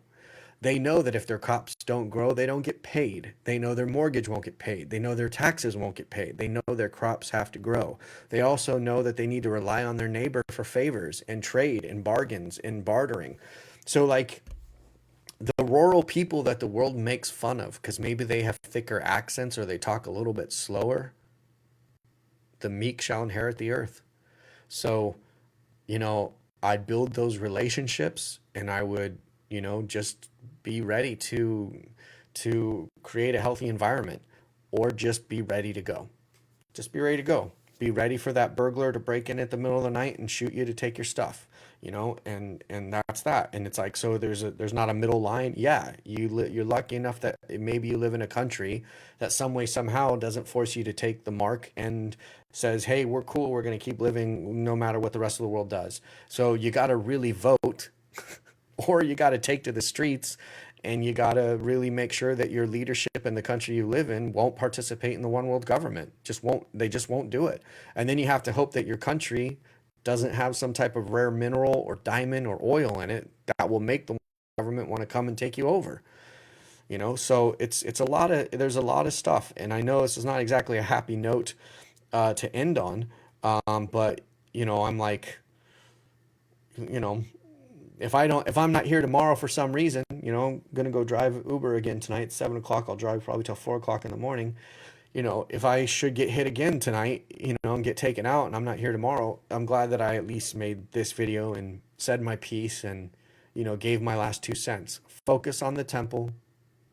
Stop with all the noise of the world. The temple building is your compass. The war and the famines are not your compass, because they will come and they will go, and there'll be rumors of war and all that stuff. The Bible warns us that is not your compass. So, you know, just look at that.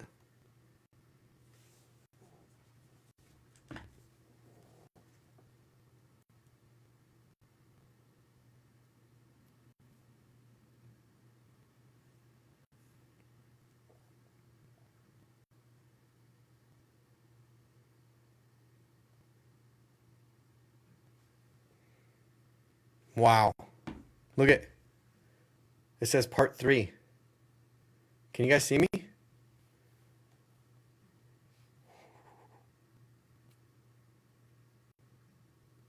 How weird is that? My computer just glitched. Did it freeze on your end? Somebody doesn't want me telling you this. I don't think it's the man upstairs. I think it's the other guy. I think it's the other guy doesn't want you knowing this, because the angel specifically told me to tell you, keep your eyes on the temple. Keep your eyes on the temple and don't be all messed up by everything. Look at that. It changed the number back to 3. It was on 4.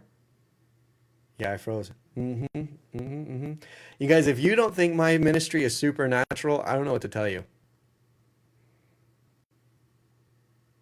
My whole computer just froze for a second. It's never done that. Never done that in a live Q&A. And I don't know why it changed my thing back to part 3. That's super weird to me.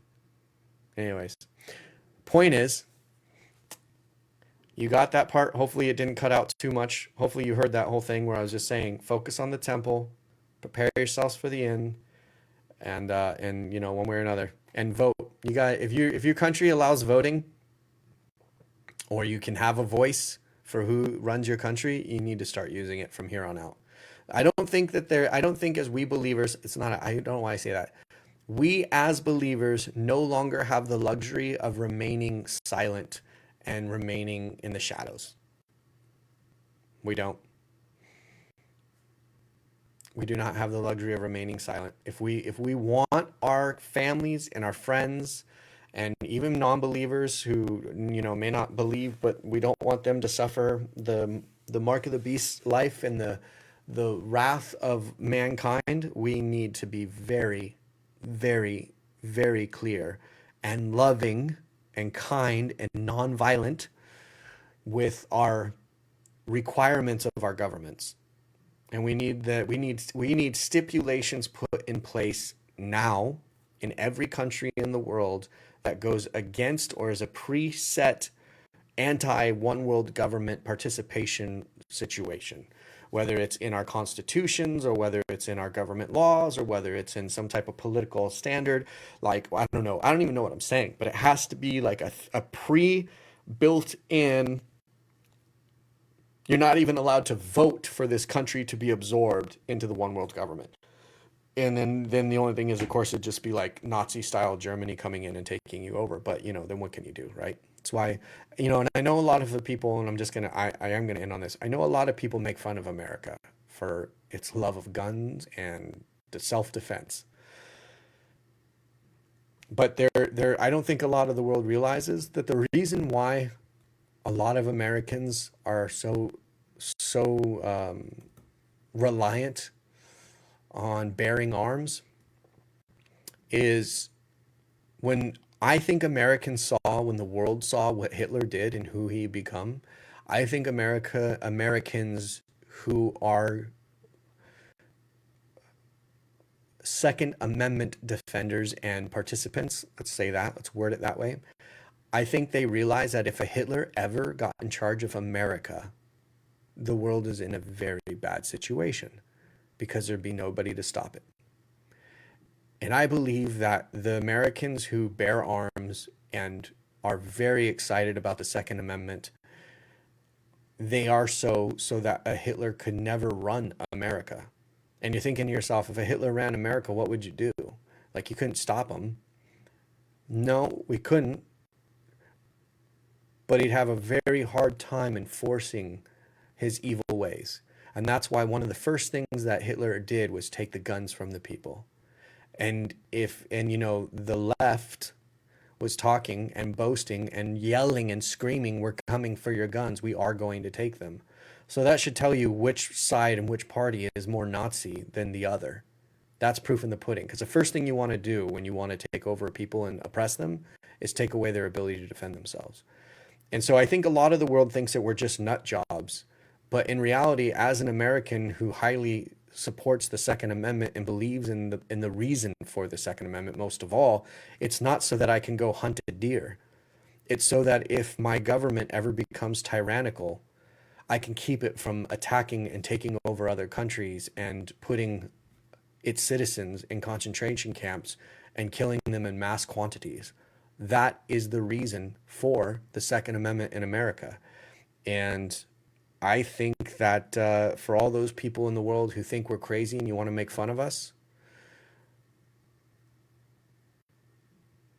I think you might want to reconsider your stance on guns. And I think you should change your policies in your country. And I think you all should start stacking up on guns. Because if I was a Hitler, if I was a bad person, the countries that I know do not have citizens that are armed would be the country I would go after. And if you look at the places where Hitler went first and the places that other type of people went first, they went to the countries that were the kumbayas, the kindest, the sweetest, the most, easy to take. So I want to just state that, for those who judge America for that particular thing or you make fun of us about it, we partly do it not only to protect our family and our own country, but so that we protect you, the ones who make fun of us, because we know that we're the last defense from a Hitler, an American Hitler coming and taking you over. So you're welcome. And I've never heard anybody say that online. I've looked for it in videos, and it's shocking to me that no American has ever said, I bear guns so that we never have a Hitler who comes and kills you and your people. That's why we have guns. It's for a tyrannical government. It's not for shooting bears and deer. That's just survival, but that's not why it's in our Constitution. And if America ever had a Hitler, the world would be screwed. So making fun of the citizens who bear guns, I honestly think that you owe us an apology. I do. I think the world owes American citizens an apology for our love for. You know what's interesting?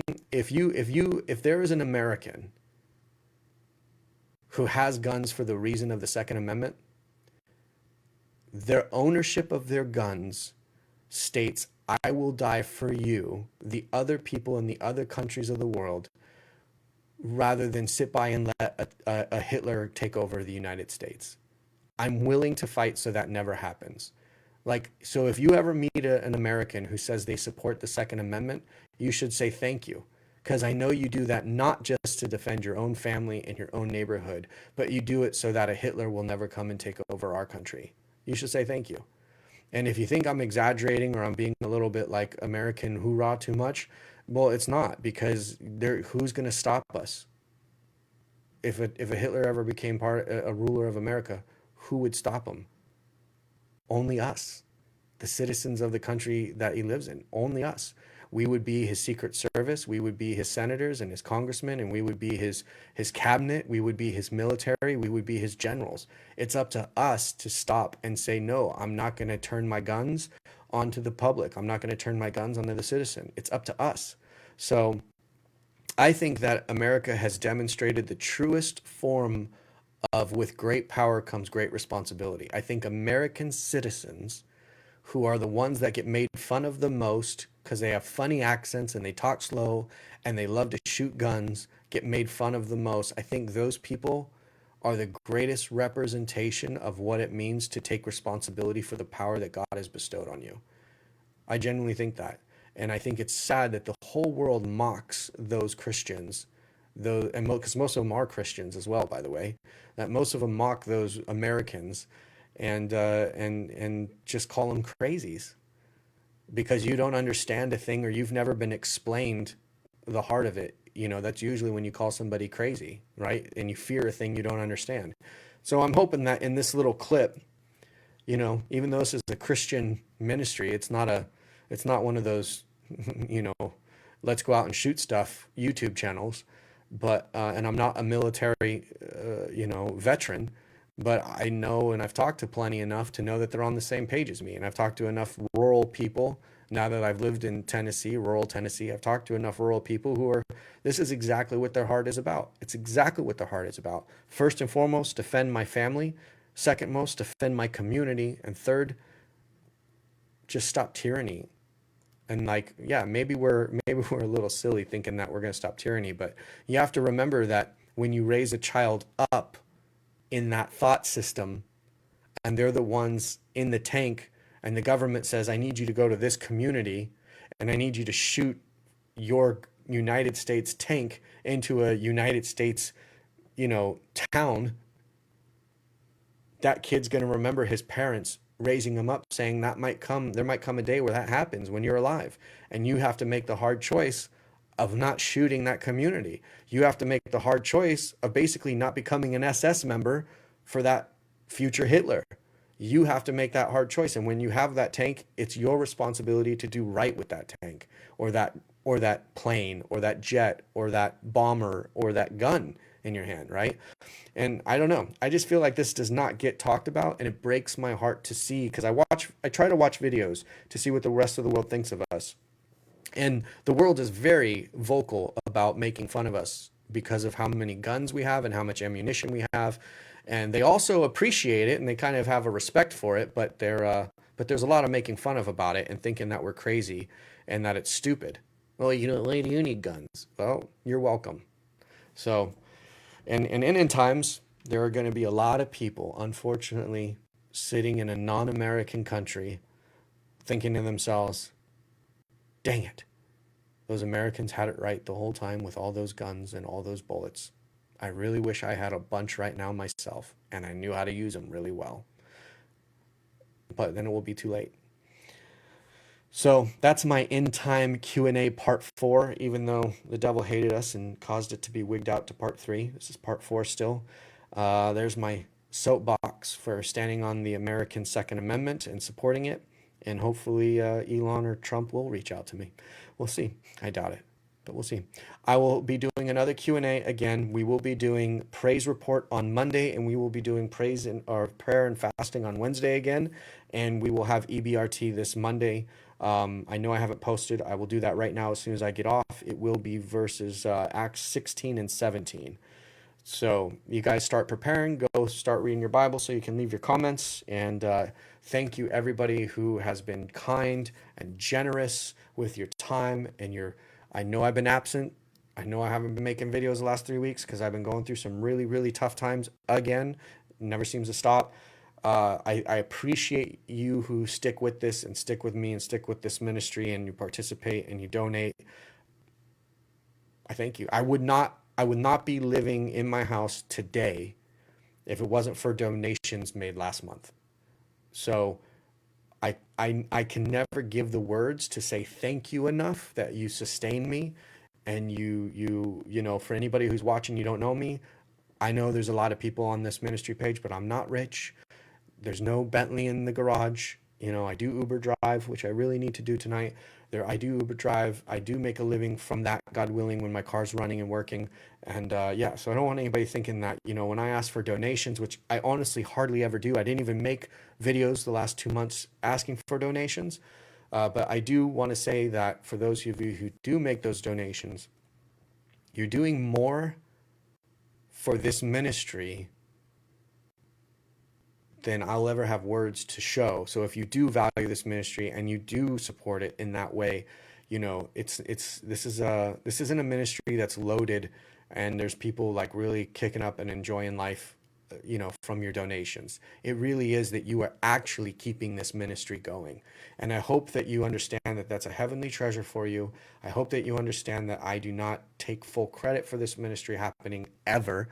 I always want to include your contribution, whether it only be comments is fine, whether you share and hit the like button, it's great, or whether you're participating and praying for people in the prayer request group, or you're participating and posting your testimony or your grace praise report on Mondays, or you're praying and fasting for people on Wednesday with us, whatever it is, or you're in EBRT, whatever your participation level is, you have made this ministry as great of a thing as it is. Because if it was just a talking head, then it would just be the Nathan Wheeler show, and that's not what Yeshua Network has ever been made to be, or Truth Me Free. It's never been made to be that. So I want you to understand that I acknowledge you. I acknowledge the massive role you play, and therefore I know God acknowledges you. So if you think that your comments haven't meant a lot, or you think your donations haven't meant a lot, you're wrong. This ministry is going today. I am going today because you commented. It doesn't even have to be a financial contribution, because you commented and because you participated. So just know, heaven, if you want to tell me and you want to write me nice emails, which I am eternally grateful for, and saying thank you for the contribution you have made, Nathan, in leading this and guiding this and bumper railing it to stay on tracks, let me return the favor and say it wouldn't be what it is without you, though. So if you know you have sown into this ministry, I am telling you right now, God also sees you, and God also sees your contribution, and you do have treasures in heaven waiting for you. So thank you very much. And I know we all thank each other that God has allowed us to come together as the unit we are and the family we are. And what a wonderful thing that we get to have conversations all over the board like we had over the last 4 or 5 hours, 6 hours. So thank you guys very much for hanging out with me today on your Saturday. If you did, or when you watch these videos at any time, I know most of you will play it back and watch and listen in the car or something. But still, I thank you. So I'm Nathan Wheeler. We are Yeshua Network.